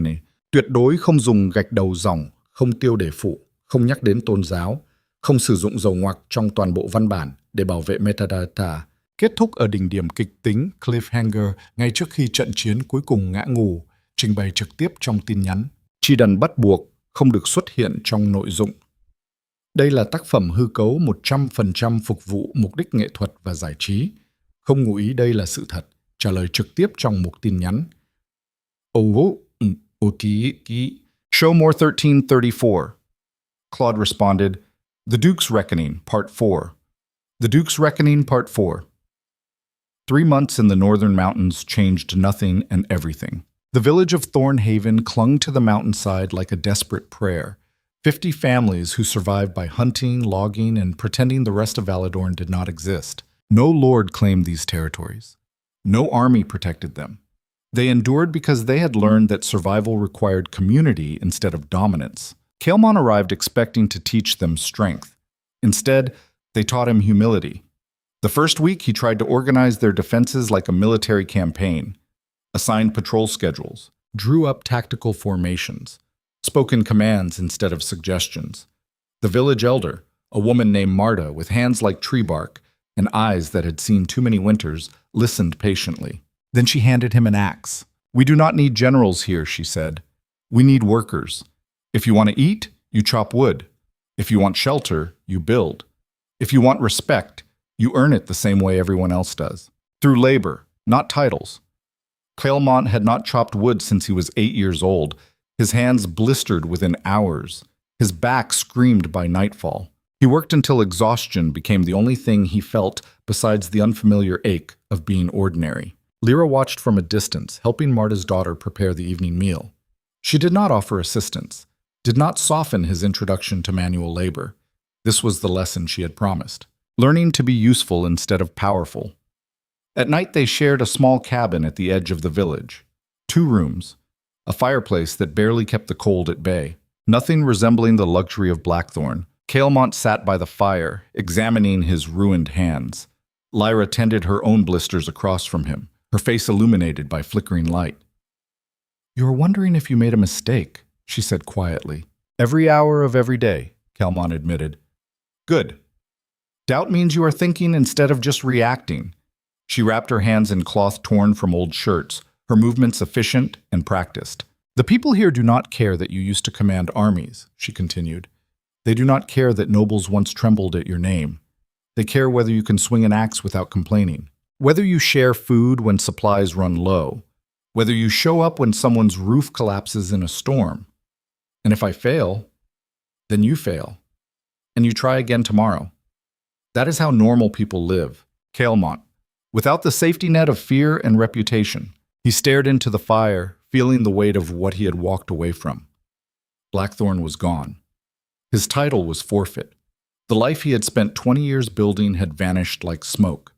And yet, somewhere beneath the exhaustion and uncertainty, he felt something he had not experienced since childhood. Peace. Not happiness, not contentment, just the absence of the constant calculation that had defined every waking moment as Duke. The freedom from needing to control every variable, predict every betrayal, maintain every ounce of dominance. Here, he was just another man trying to survive winter. It was terrifying. It was also the first honest thing he had felt in years. By the second month, Kaelmont stopped giving orders and started asking questions. How to identify which trees would yield the best lumber. How to preserve meat for winter storage. How to settle disputes without resorting to violence. The villagers began treating him less like an outsider and more like a slow student who might eventually learn. Lyra worked alongside him, her presence a constant reminder of why he had chosen this path. They did not speak about Blackthorne, did not discuss the betrayal or the fires or the life they had both abandoned. Those conversations felt like artifacts from another existence. Instead, they talked about small things. Whether the winter would be harsh, if Marta's grandson would survive his fever, how to reinforce the grain storage before the first snow. Ordinary concerns for ordinary people. Kaelmont discovered he was terrible at being ordinary. His instincts constantly pushed him toward control. When hunters returned with news of bandits in the hills, his first thought was military response. Organize patrols, set ambushes, eliminate the threat with overwhelming force. Lyra stopped him before he could speak. "Not your decision," she said quietly. "These are their lands, their problem. Your job is to offer help if asked, not assume command."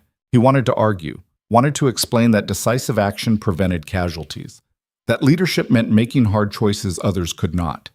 But he stayed silent and watched as the village held council, debated options, and voted to send emissaries to negotiate with the bandits rather than fight. It went against every instinct he possessed. It also worked. The bandits were not raiders, but displaced farmers whose lands had been seized by a corrupt lord 2 territories south. They needed food, not violence. The village offered trade instead of battle, resources instead of bloodshed. 3 weeks later, the former bandits integrated into Thornhaven, adding their labor to the community in exchange for shelter and food. No one died. No one was executed. The problem was solved through dialogue instead of domination. Kaelmont felt his entire worldview shifting like tectonic plates grinding against each other. Everything his father had taught him, every brutal lesson he had learned, every decision he had made as Duke suddenly felt like choices instead of inevitabilities. Fear was not the only path to stability. Control was not the only form of leadership. And strength could exist alongside compassion without becoming weakness. The realization was more terrifying than any battlefield he had ever faced, because it meant his father had been wrong, which meant Kaelmont had built his entire life on a foundation of lies. Late one night, he sat outside the cabin watching stars wheel overhead in patterns that had existed long before kingdoms and would persist long after they fell. Lyra emerged from inside, wrapped in a wool blanket against the cold. She sat beside him without speaking. The silence stretched comfortable and easy, so different from the tense calculations that had defined their relationship in Blackthorne. "I destroyed lives," Kaelmont said finally. "Not just enemies. People who served me. People who trusted that my brutality served some greater purpose." "Yes," Lyra agreed. "You did. And you think I can be forgiven for that. I think forgiveness is something you earn through change, not something granted because you feel guilty. The question is not whether you deserve redemption. The question is whether you are willing to do the work required to become someone different, even if it takes the rest of my life, especially if it takes the rest of your life." Kaelmont looked at her, really looked at her, for the first time since Blackthorne burned. The woman who had betrayed him to free him, who had destroyed his world to show him there were possibilities beyond fear. "Why did you come with me?" he asked. "After everything. You could have disappeared, started fresh somewhere I would never find you." Lyra was quiet for a long moment, her breath forming clouds in the frozen air. "Because I saw something in you that first day in the cathedral," she said finally. "Beneath the armor and the brutality and the absolute certainty that fear was strength, I saw a man who had been broken so thoroughly that he forgot what wholeness felt like. And I thought maybe, just maybe, if someone showed him there was another way, he might choose it. And now I am trying to decide if I was right or just delusional." She looked at him with those fierce, intelligent eyes that had first fascinated him. "Ask me again in a year," she said, "if you are still here, still trying, still choosing to be better instead of defaulting to what is easy. Then maybe I will have an answer." Before Kaelmont could respond, shouts erupted from the village center. Both of them were on their feet instantly, old instincts taking over. They ran toward the commotion and found the village gathered around 3 riders who had clearly traveled hard and fast. The horses were lathered with sweat despite the cold. The riders wore the colors of House Draven. Kaelmont's chest tightened. Blackthorne had found him. The lead rider dismounted, recognizing him immediately despite the beard he had grown and the work-roughened clothes he wore. The man dropped to one knee. "My Lord Duke," the rider said, breathing hard. "Thank the gods we found you." "I am not your lord," Kaelmont said flatly, "and I am not the Duke. You have the wrong man." The rider looked up, desperation clear in his face. "My lord, Blackthorne is under siege.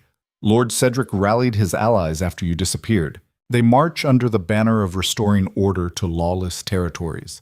10,000 men surround the fortress. Your cousin Edmund holds the walls, but he is not you.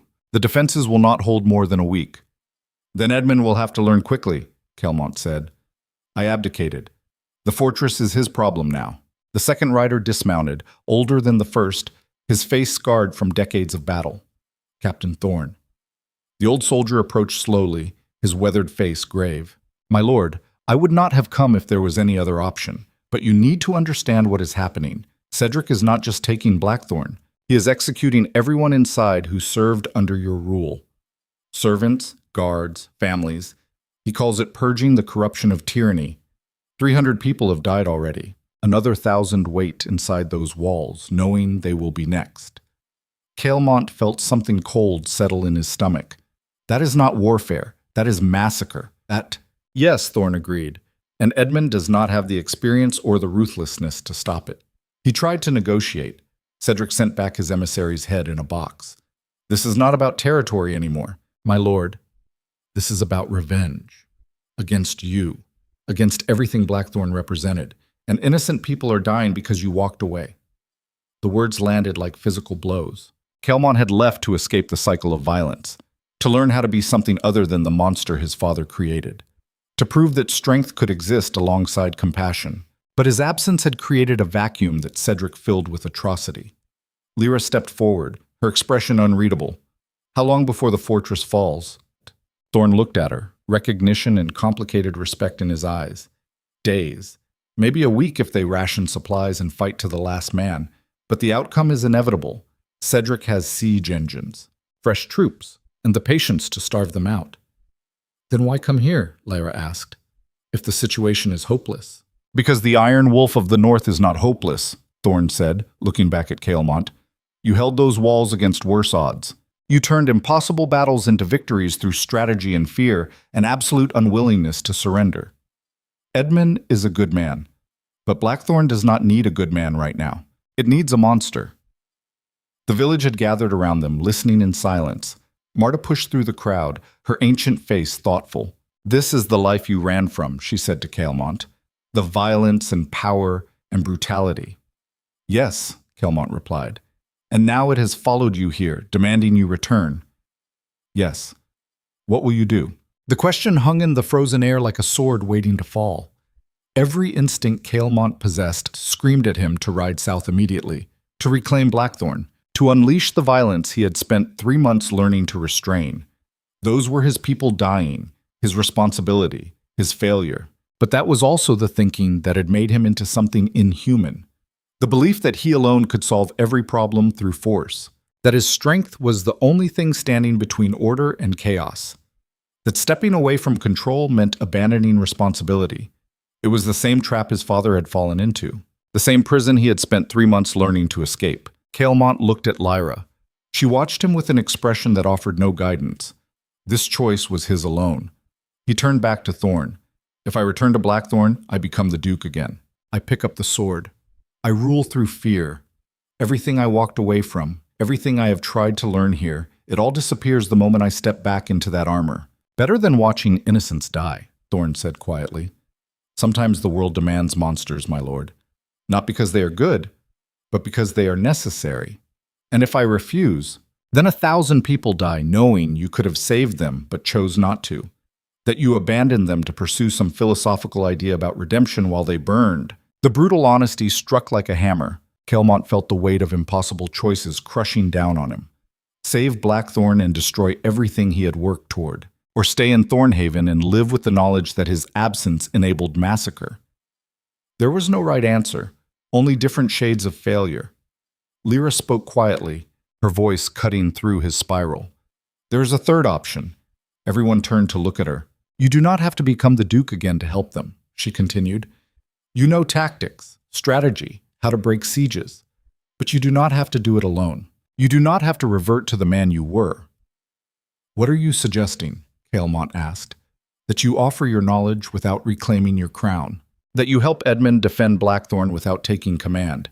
That you prove you can use your skills without using your old methods. Thorne shook his head. With respect, my lady, that will not work. Edmund does not have the spine for what needs to be done. The men will not follow him into the kind of desperate tactics required. They need the Duke, not an advisor. Then they learn, Lyra said sharply, or they die. But Kaelmont does not sacrifice himself to save them from having to grow. The two positions hung in opposition, irreconcilable. Kaelmont looked between them. Thorne represented the past, the brutal efficiency that had kept Blackthorne strong through fear and violence. Lyra represented the future, the uncertain path toward something better that might fail catastrophically. And neither of them was entirely wrong. He made his decision. I will return to Blackthorne, he said, but not as Duke. I will advise Edmund, share strategy, help coordinate the defense. But I will not reclaim my title. I will not resume command. If the fortress falls because Edmund cannot execute what I suggest, then it falls. But I will not become that man again. Thorne looked like he wanted to argue but recognized the futility. When do we leave, my lord? Do not call me that. My name is Kaelmont, and we leave at first light. The old soldier nodded, relief and worry warring across his face. Marta approached Kaelmont, studying him with those ancient eyes that seemed to see through flesh to bone. "You are walking back into the fire that burned you once before," she said. "Are you certain you will not burn again?" "No," Kaelmont admitted, "but I am certain that running from it will not teach me anything except how to run." The elder nodded slowly. "Then go. Help your people. But remember what you learned here, that strength is not the absence of fear. It is choosing compassion even when fear would be easier." He would carry those words south like armor. That night, Kaelmont prepared for war with hands that had learned to build instead of destroy. He sharpened his grandfather's sword, checked his armor for damage, went through the familiar rituals that had preceded every battle for 20 years. But something was different. He was not preparing to dominate. He was preparing to protect. The distinction felt subtle but essential. Lyra entered the cabin as he finished securing his armor. She looked at him for a long moment, her expression complex. "You do not have to do this," she said. "Yes, I do. People are dying because I walked away. I cannot change the past, but I can try to stop the bleeding. And if you fail, then I fail. But at least I tried." She crossed the room, standing close enough that he could smell the wood smoke in her hair. Her hand rested against his chest, feeling his heartbeat through the armor. "If you die down there," she said quietly, "I will be very angry with you." Despite everything, Kaelmont smiled, noted, "I am coming with you." "No." The word came out harder than he intended. Lyra's eyes flashed. "You do not give me orders. This is not about orders. This is about the fact that if Cedric captures you, he will use you against me, against Edmund, against everyone. You are too valuable as leverage, so I hide while you fight. You survive, which is what I need you to do." "Why?" "Because if I fall, someone needs to remember that I tried to be better. Someone needs to know that the Duke of Blackthorne died in the flames, and a different man walked away." Lyra stared at him, her jaw tight with frustration and fear. Finally, she spoke. "Come back alive. That is not a request. I will try. Not good enough. It is the best I can offer." She grabbed his face with both hands, forcing him to meet her eyes. The fierce intelligence that had first fascinated him burned like stars. "You do not get to sacrifice yourself for redemption," she said. "You do not get to die heroically and call it growth. Real change requires surviving long enough to prove it. So you fight smart, you stay alive, and you come back." Then she kissed him. Not gently, not romantically. With the desperate intensity of two people who had destroyed each other and rebuilt something fragile from the ruins. When they separated, Kaelmont felt the weight of what he was riding toward settling on his shoulders. "Wait for me," he said. "Always," Lyra replied. But they both knew that promises made before battle were just hopes dressed in words. At dawn, Kaelmont rode south with Thorne and the two riders. The village gathered to see them off. These people who had taught him that power could exist alongside humility. Marta handed him a bundle of food for the journey. "Remember what you learned here," she said. "The moment you forget, you become what you were." "I will not forget." He hoped that was true. The ride to Blackthorne took 4 days of brutal travel. They pushed the horses hard, sleeping in shifts, covering ground with military efficiency. As they descended from the mountains, the landscape transformed from pristine wilderness to scarred farmland. Villages burned. Fields lay fallow. The evidence of Cedric's campaign marked the earth like wounds. By the third day, they could see smoke on the horizon. Blackthorne was burning again. They approached at night, using old smuggler routes Kaelmont had memorized as a child. Routes his father had shown him during brutal lessons about knowing every inch of your territory. From a ridge overlooking the fortress, they could see the full scope of the siege. Cedric's forces surrounded Blackthorne in a ring of steel and fire. Siege engines hurled burning pitch against the walls. Trebuchets launched stones that cracked foundations. 10,000 men camped in organized formations, their cook fires turning night into false dawn. Inside the walls, Blackthorne looked like a dying animal. Fires burned out of control in the eastern quarter. The northern tower had collapsed. Bodies hung from the gates as warnings. Thorne dismounted beside Kaelmont, his face grim. "It is worse than I thought. The outer wall has been breached in 3 places. Edmund pulled everyone back to the inner keep. They are trapped. How many defenders? Perhaps 2,000. Maybe less. Against 10,000. The math was brutal and simple. Kaelmont studied the siege lines with the cold calculation that had made him the most feared military mind in Valadorn. He identified weak points in Cedric's formations, supply routes that could be cut, patterns in the assault schedule that revealed strategic thinking. His mind worked like a machine designed for violence, processing variables and formulating approaches with terrifying efficiency. And part of him welcomed it, because this was what he knew, what he had spent 20 years perfecting. The brutal calculus of war where emotion was liability and mercy was weakness. The Duke of Blackthorne had returned, even if he refused to admit it. Thorne waited patiently, recognizing the look on his former lord's face. That was the expression that had preceded impossible victories and legendary brutality. "We go in through the old aqueduct," Kaelmont said finally, "the one my grandfather built during the drought. Cedric's forces have not blocked it because they do not know it exists. Can we get Edmund through it? No. But we can get ourselves in, and once inside we can coordinate a defense that might last long enough for the king's forces to intervene. If the king sends forces," Thorne said, "he might decide to let Cedric finish what he started, remove the problem of Blackthorne entirely. Then we make this fight so costly that Cedric withdraws before that decision is made." "How?" Kaelmont looked at the burning fortress, feeling the pull of old instincts and new convictions warring inside his chest. By being exactly as brutal as necessary, and not 1 degree more. They descended toward the aqueduct under cover of darkness, moving with the silence of men who had infiltrated enemy positions before. The entrance lay hidden beneath a collapsed mill 200 yards from Cedric's lines. Inside, the tunnel was tight and flooded with 3 feet of freezing water. They waded through darkness, using touch instead of sight, breathing the stale air of a passage that had not been used in decades. After an hour of brutal progress, they emerged inside Blackthorne's inner keep through a hidden grate in the old cistern. Guards surrounded them immediately, weapons drawn. Thorne raised his hands. "Stand down. I bring reinforcements." The guards lowered their weapons when they recognized the captain. One ran to alert Edmund. Kaelmont pulled himself from the water, his armor dripping, his body aching from the journey. He was home, and home was dying around him. Edmund Draven appeared minutes later, his young face haggard with exhaustion and fear. The new Duke of Blackthorne looked like a boy playing at leadership while an empire collapsed.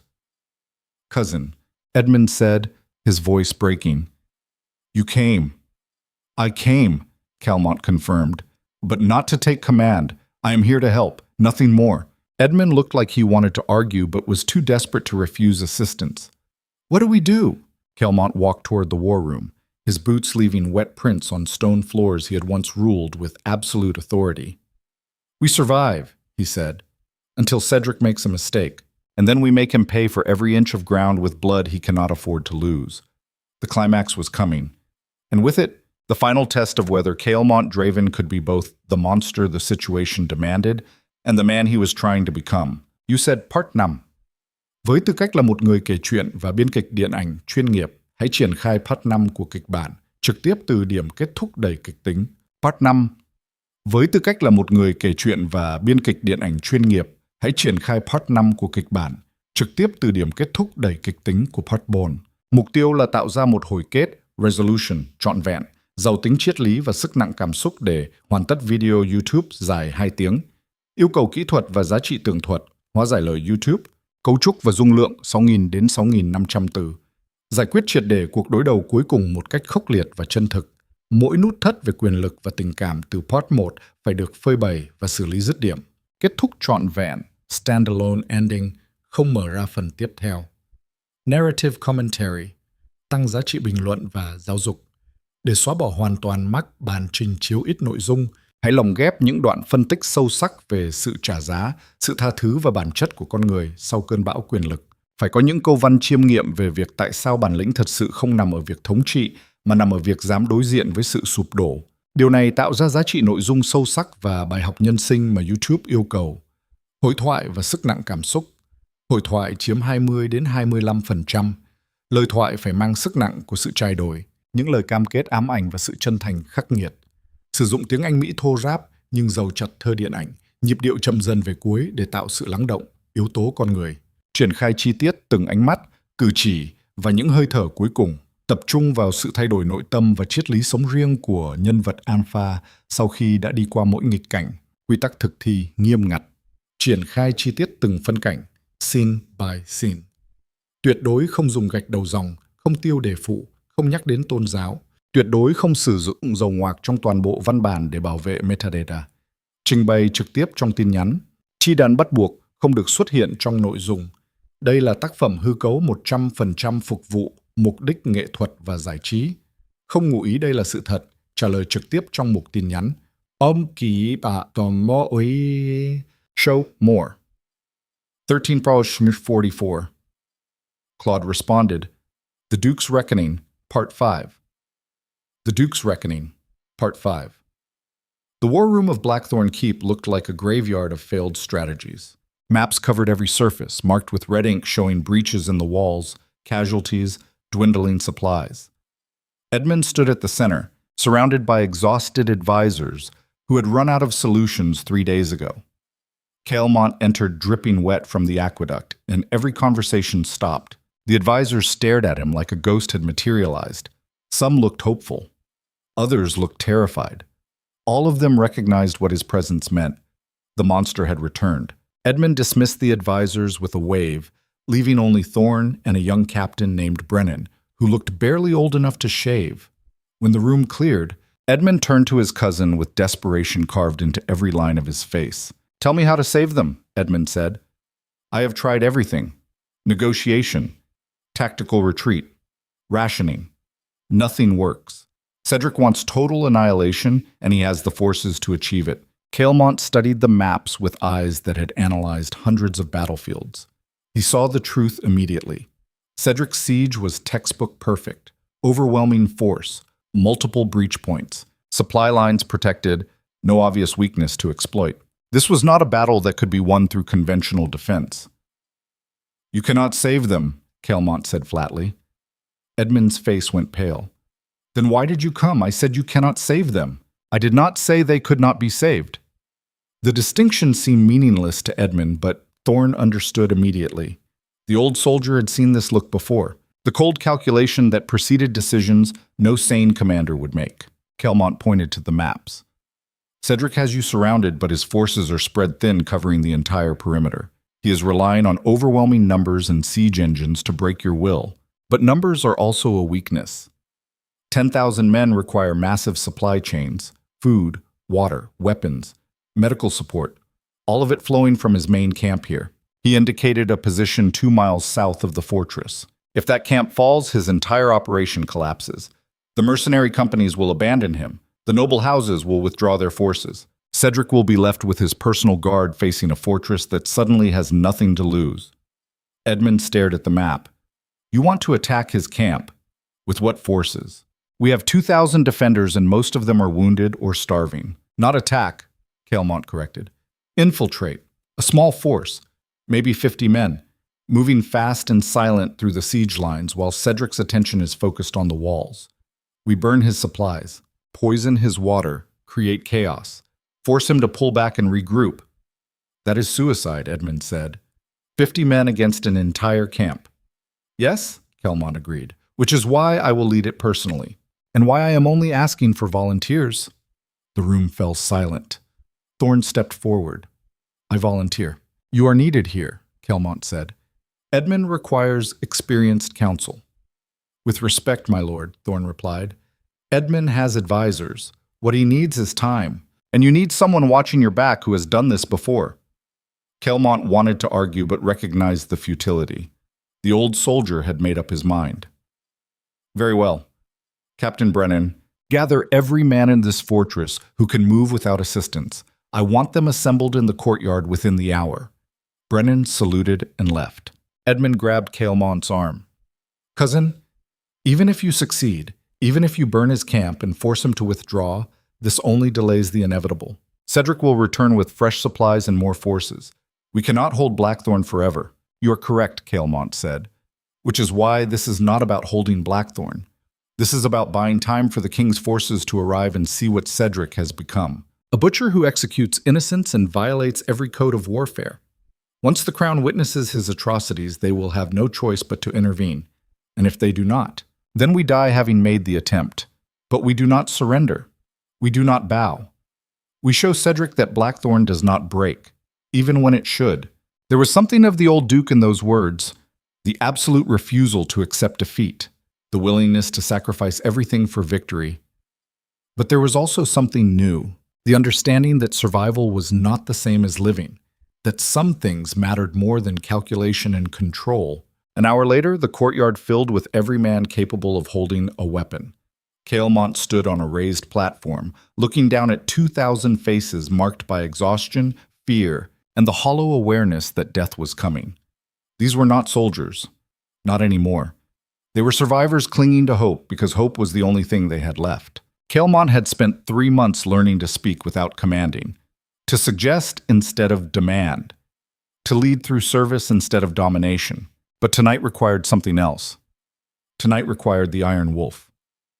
"Men of Blackthorne," he began, his voice carrying across the courtyard with the authority that had once made kingdoms tremble. "You have endured hell, watched friends die, seen your home burn, survived on scraps while an enemy who outnumbers you 5 to 1 pounds against these walls demanding your surrender."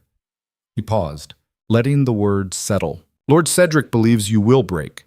He believes that fear and exhaustion will convince you to open these gates and beg for mercy he will never grant. He believes that without the Duke who ruled through terror, Blackthorne is just stone and mortar waiting to collapse." Kaelmont's voice grew harder.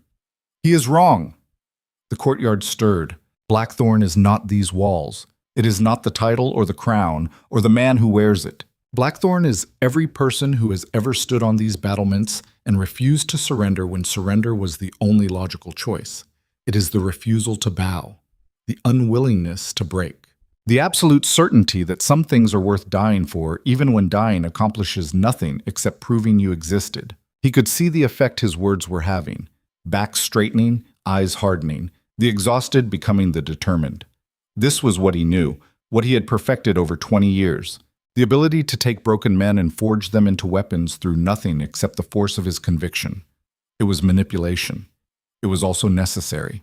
"Tonight," Kaelmont continued, 50 volunteers will leave this fortress through hidden passages.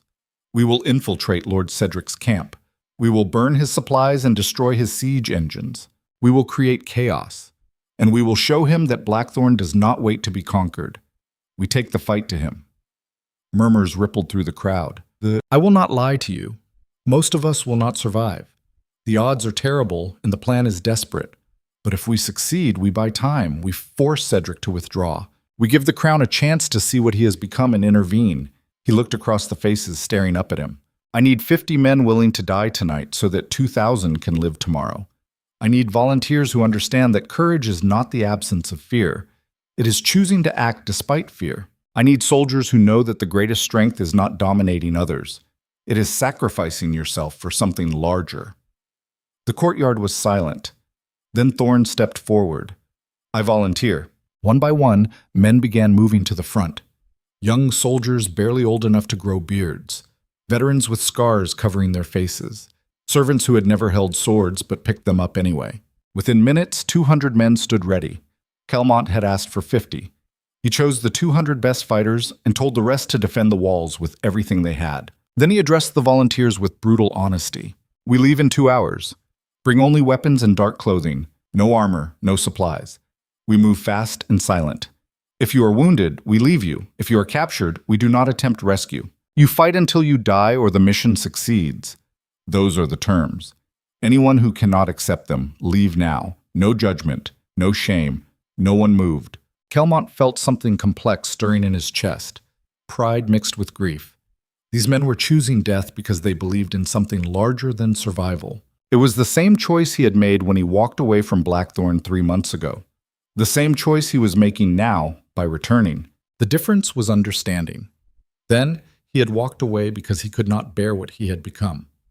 Now, he was walking into fire because he finally understood that real strength meant using violence only when necessary and not one moment before.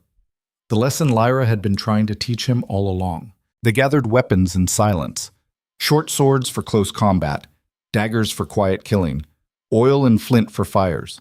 No one spoke. The weight of what they were about to attempt hung over them like a funeral shroud. Kaelmont checked his grandfather's sword one last time, the blade that had ended dynasties and carved kingdoms. He wondered if tonight it would end him. Part of him hoped it would, because dying in battle was easier than living with the knowledge of everything he had destroyed. Thorne approached as they prepared to descend into the tunnels.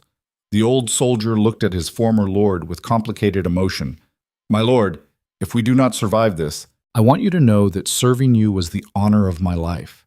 Even when I disagreed with your methods, even when your brutality made me question whether we served justice or just power, you were the finest commander I have ever known." Kaelmont met his eyes. "I was a monster, Thorne. We both know it." "Yes," the captain agreed, "but you were our monster, and that mattered." The words carried more weight than any praise Kaelmont had ever received. They descended into darkness, 200 men moving through tunnels that had not seen use in decades.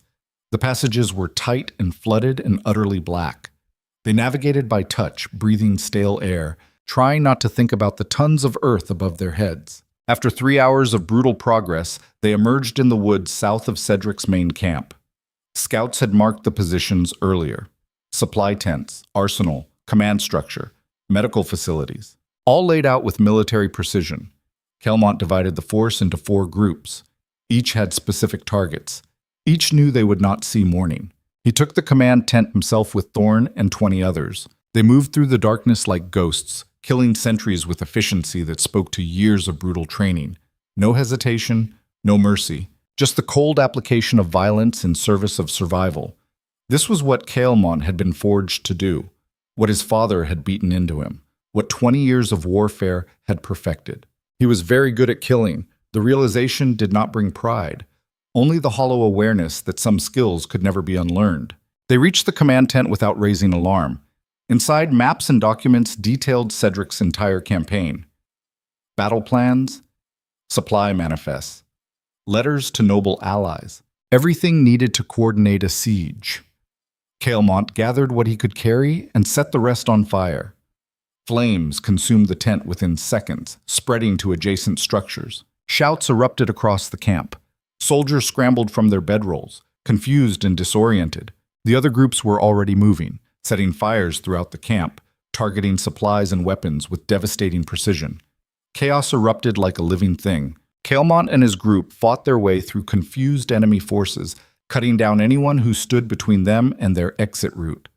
Steel rang against steel. Men screamed. Blood turned frozen ground into slippery mud. This was war stripped of glory and honor. Just brutality and desperation and the terrible mathematics of survival. They almost made it out. Almost reached the tree line where darkness would swallow them. Then Cedric appeared. The Lord emerged from his personal tent flanked by his best fighters, his handsome face twisted with fury. He saw Kaelmont immediately, and something almost like satisfaction crossed his features. "So the Duke returned," Cedric called out over the chaos. "I wondered if you were dead or just a coward. Now I have my answer." Kaelmont stopped, his sword dripping blood. His men formed a defensive circle around him. "Lord Cedric," Kaelmont replied with cold formality, "your camp is burning, your supplies are destroyed, your siege is broken. Withdraw now, and you might salvage something from this disaster." Cedric laughed. "You think this changes anything? I will rebuild. Return with twice the forces, and when I do, I will hang every person in Blackthorne from these walls as a warning to anyone who defies me." "Then you will die trying," Kaelmont said, "because I will be here, and I will make you pay for every innocent life with blood you cannot afford to lose." Cedric's expression hardened. "You abandoned Blackthorne. You walked away. You have no claim to defend it now. I have the only claim that matters. These are my people, and I will not let you slaughter them to satisfy your ambition." The two lords stared at each other across burning ground, representing different philosophies of power. Cedric believed strength came from domination and fear. Kaelmont had once believed the same, but 3 months in the mountains had taught him something else. That real strength came from choosing to protect instead of control, from sacrificing yourself instead of others, from understanding that power without purpose was just elaborate cruelty. Cedric drew his sword. "Then let us settle this the old way. Single combat. You win, I withdraw. I win, Blackthorne surrenders." "No," Kaelmont said. The refusal surprised everyone. "I am done playing your games," Kaelmont continued.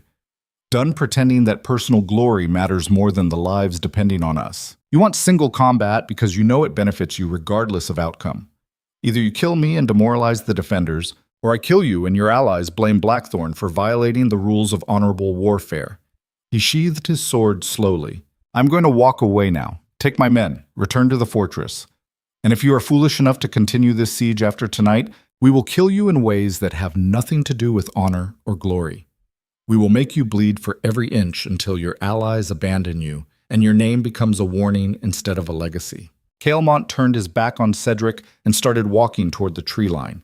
It was the most dangerous thing he had ever done. Turning your back on an armed enemy violated every instinct, every lesson, every survival mechanism he possessed. But it was also a test of himself, of whether he could trust restraint over domination, of whether walking away was possible even when violence was easier. Behind him, Cedric screamed orders to attack. Arrows hissed through the air. Kaelmont did not run, did not flinch. He walked with measured calm, trusting his men to cover his retreat, trusting that sometimes the strongest thing you could do was refuse to engage. Most of the arrows missed. A few struck shields his men raised. One grazed his shoulder, drawing blood but nothing critical. They reached the trees and disappeared into darkness. Behind them, Cedric's camp burned like a funeral pyre. The journey back through the tunnels was quieter than the journey out.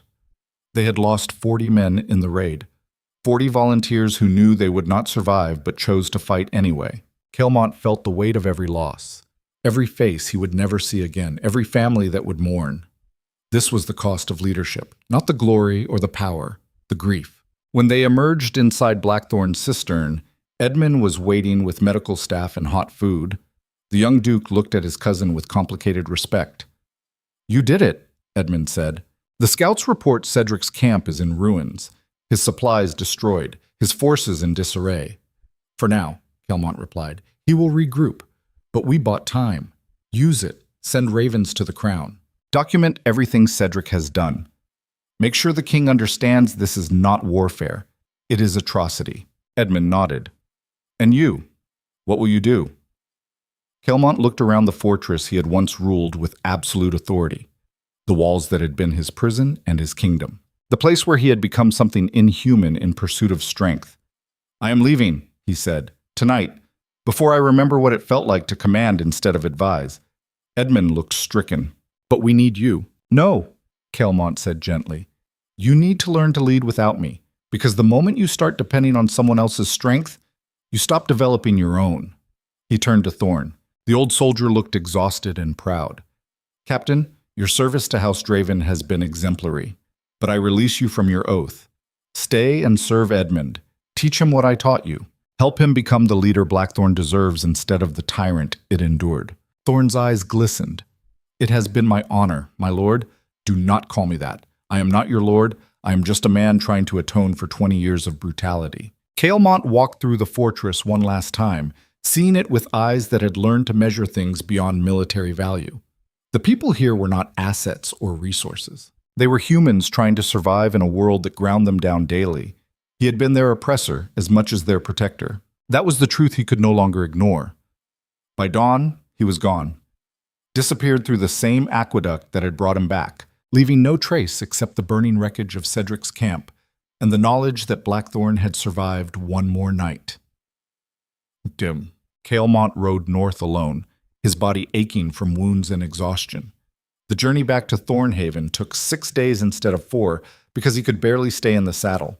But he kept moving, because stopping meant thinking, and thinking meant confronting everything he had done, everything he had been, everything he could never undo.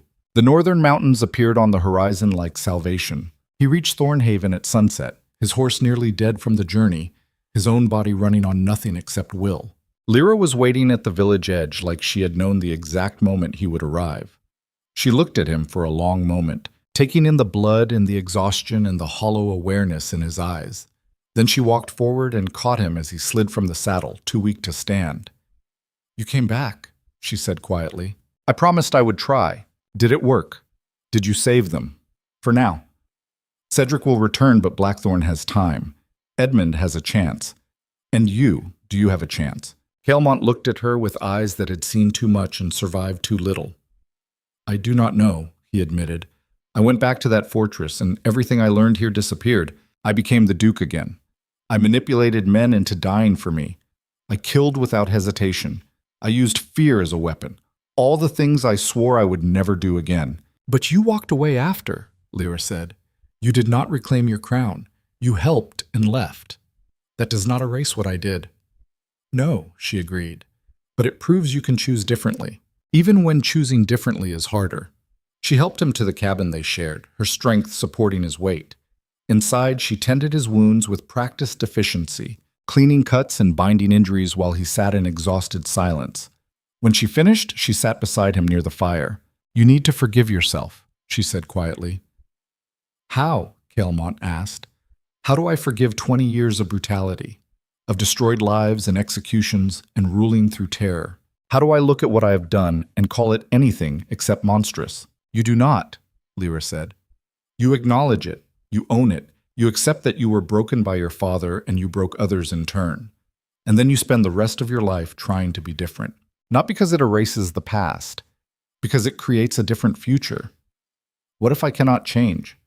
What if the Duke is who I really am and everything else is just performance? Then you keep performing, Lyra said, until the performance becomes real. That is what growth is. Choosing to be better even when every instinct screams to revert to what is familiar. She took his hand, her fingers rough from labor. I destroyed your world because I believed there was something worth saving underneath. Was I wrong? Kaelmont looked at her, the woman who had betrayed him to free him, who had seen the monster and found the broken boy, who had refused to let him hide behind power and fear. No, he said, you were not wrong.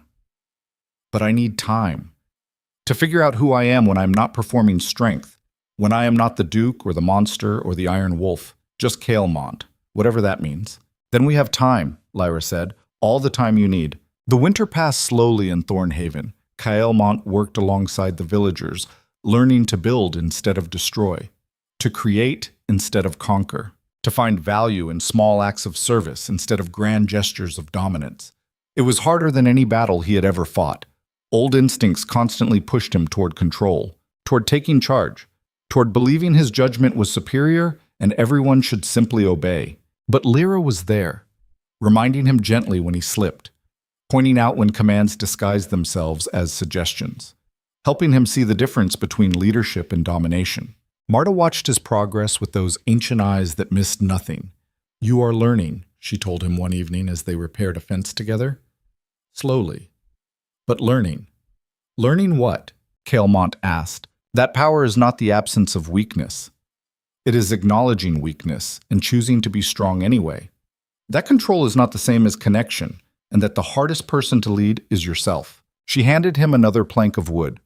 Your father taught you that strength meant never bending, never showing vulnerability, never admitting you could be wrong. But trees that never bend break in the storm. Only the flexible survive. Kaelmont had spent months hearing these lessons, but tonight for the first time he felt them settle into his bones. Not as philosophy, as truth. By spring, news arrived from the south. Cedric had withdrawn after the Crown sent investigators to examine his conduct. Faced with evidence of atrocities, the king had stripped him of his titles and exiled him from Valadorn. Blackthorne remained under Edmund's governance, the young duke proving more capable than anyone expected. Thorne had sent a letter with the messenger, brief and formal. Lord Edmund has asked that I convey his gratitude for your assistance and his hope that you have found peace wherever you settled. The people of Blackthorne remember the Iron Wolf, but they also remember the man who walked away when walking away was the hardest choice. Kaelmont read the letter by firelight while Lyra watched. Do you regret it? She asked. Giving up everything. Every day, Kaelmont admitted. But I also know I would make the same choice again, because keeping that power would have destroyed me completely. He set the letter aside. My father believed strength came from never surrendering, from holding on to control even when control became poison. He died alone and betrayed because he could not imagine any other way to live.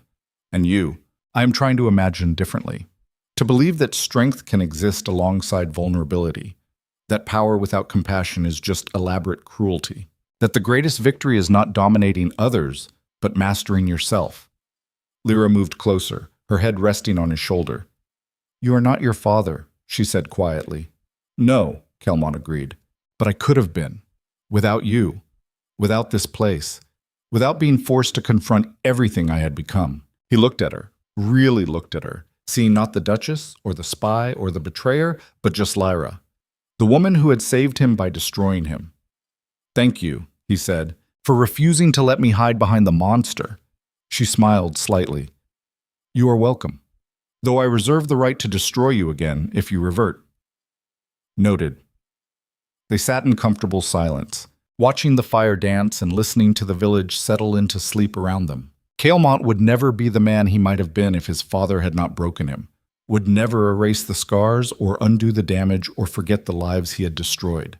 But he could choose to be different tomorrow than he was today, and the day after that, and every day for the rest of his life, not because it earned forgiveness, because it was the only path that led anywhere except back to the prison his father had built inside his head. Years passed in Thornhaven. Kaelmont became just another face in the village, someone who chopped wood and built fences and helped organize defenses when bandits threatened. He never gave orders, never assumed command, never let himself believe his judgment was superior simply because he had once held power. It was exhausting. It was also the most honest life he had ever lived. Lyra stayed beside him, their relationship evolving into something neither could have predicted in Blackthorne. Not performance, not strategy, just two broken people helping each other remain whole. Some nights, he still dreamed of the throne room, of executions and battlefields and the hollow feeling of ruling through fear. He would wake sweating, his heart racing, convinced he was still the Duke, but then Lyra would be there, reminding him gently where he was, who he had chosen to become, and the Duke would fade back into memory where he belonged. One evening, 5 years after leaving Blackthorne, Kaelmont sat outside the cabin watching the sunset paint the mountains in shades of fire. His hands were scarred from labor instead of warfare. His face was weathered by wind instead of political calculation. He looked like someone who had survived something terrible and somehow found peace on the other side. Lyra joined him, carrying 2 cups of tea brewed from herbs they had grown themselves. "What are you thinking?" she asked. "That my father was wrong about almost everything. But he was right about one thing." "What was that?" "That the world is brutal, that it breaks people, that survival requires strength." Lyra waited. "He was just wrong about what strength means," Kaelmont continued. "He thought it meant never bending, never showing weakness, never admitting you could be hurt. But real strength is surviving the breaking and choosing to be gentle anyway, acknowledging the brutality and refusing to perpetuate it, being powerful enough to dominate but wise enough not to." "You learned that here," Lyra said. "I learned it from you. You broke me to show me I could rebuild differently." "We broke each other," Lyra corrected. "I was not innocent in what happened. I manipulated you, used your feelings against you, destroyed your world because I believed I knew better. And yet here we are. Here we are." They drank their tea in silence as darkness settled over the mountains. Somewhere far to the south, Blackthorne Keep still stood, a monument to power and fear and the brutal calculus of dominance. Edmund ruled it with wisdom instead of terror, proving that strength could exist alongside compassion. The world kept turning. Kingdoms rose and fell. Men who called themselves powerful died alone and forgotten. And in a small mountain village that did not appear on any map, 2 people who had destroyed each other found something resembling redemption. Not through grand gestures or heroic sacrifices, through the quiet work of choosing differently, every single day. Even when choosing differently was exhausting and unrewarding and felt like swimming against a current that never stopped. Because that was what real change required. Not a single moment of transformation, but thousands of small decisions, accumulated over years, until the person you had been became the person you were becoming. Kaelmont would never forget the Duke he had been, would carry that weight until his last breath, but he was no longer defined by it. He was defined by what came after, by walking away when walking away was impossible, by choosing vulnerability over control, by learning that the strongest thing a man could do was admit he had been wrong and spend the rest of his life trying to be better. It was not redemption, it was just survival. But survival had become enough. As stars emerged overhead, Kaelmont reached for Lyra's hand. She took it without hesitation, her grip strong and certain. No words were needed. They had both been monsters, both been broken, both been brutal. But they had also both chosen to become something else. Not saints, not heroes, not even particularly good people. Just two humans who understood that power without purpose was prison, that control without connection was loneliness, and that the greatest strength was not conquering kingdoms. It was conquering yourself. One impossible day at a time, the fire burned low, the village slept. The mountains stood eternal and indifferent.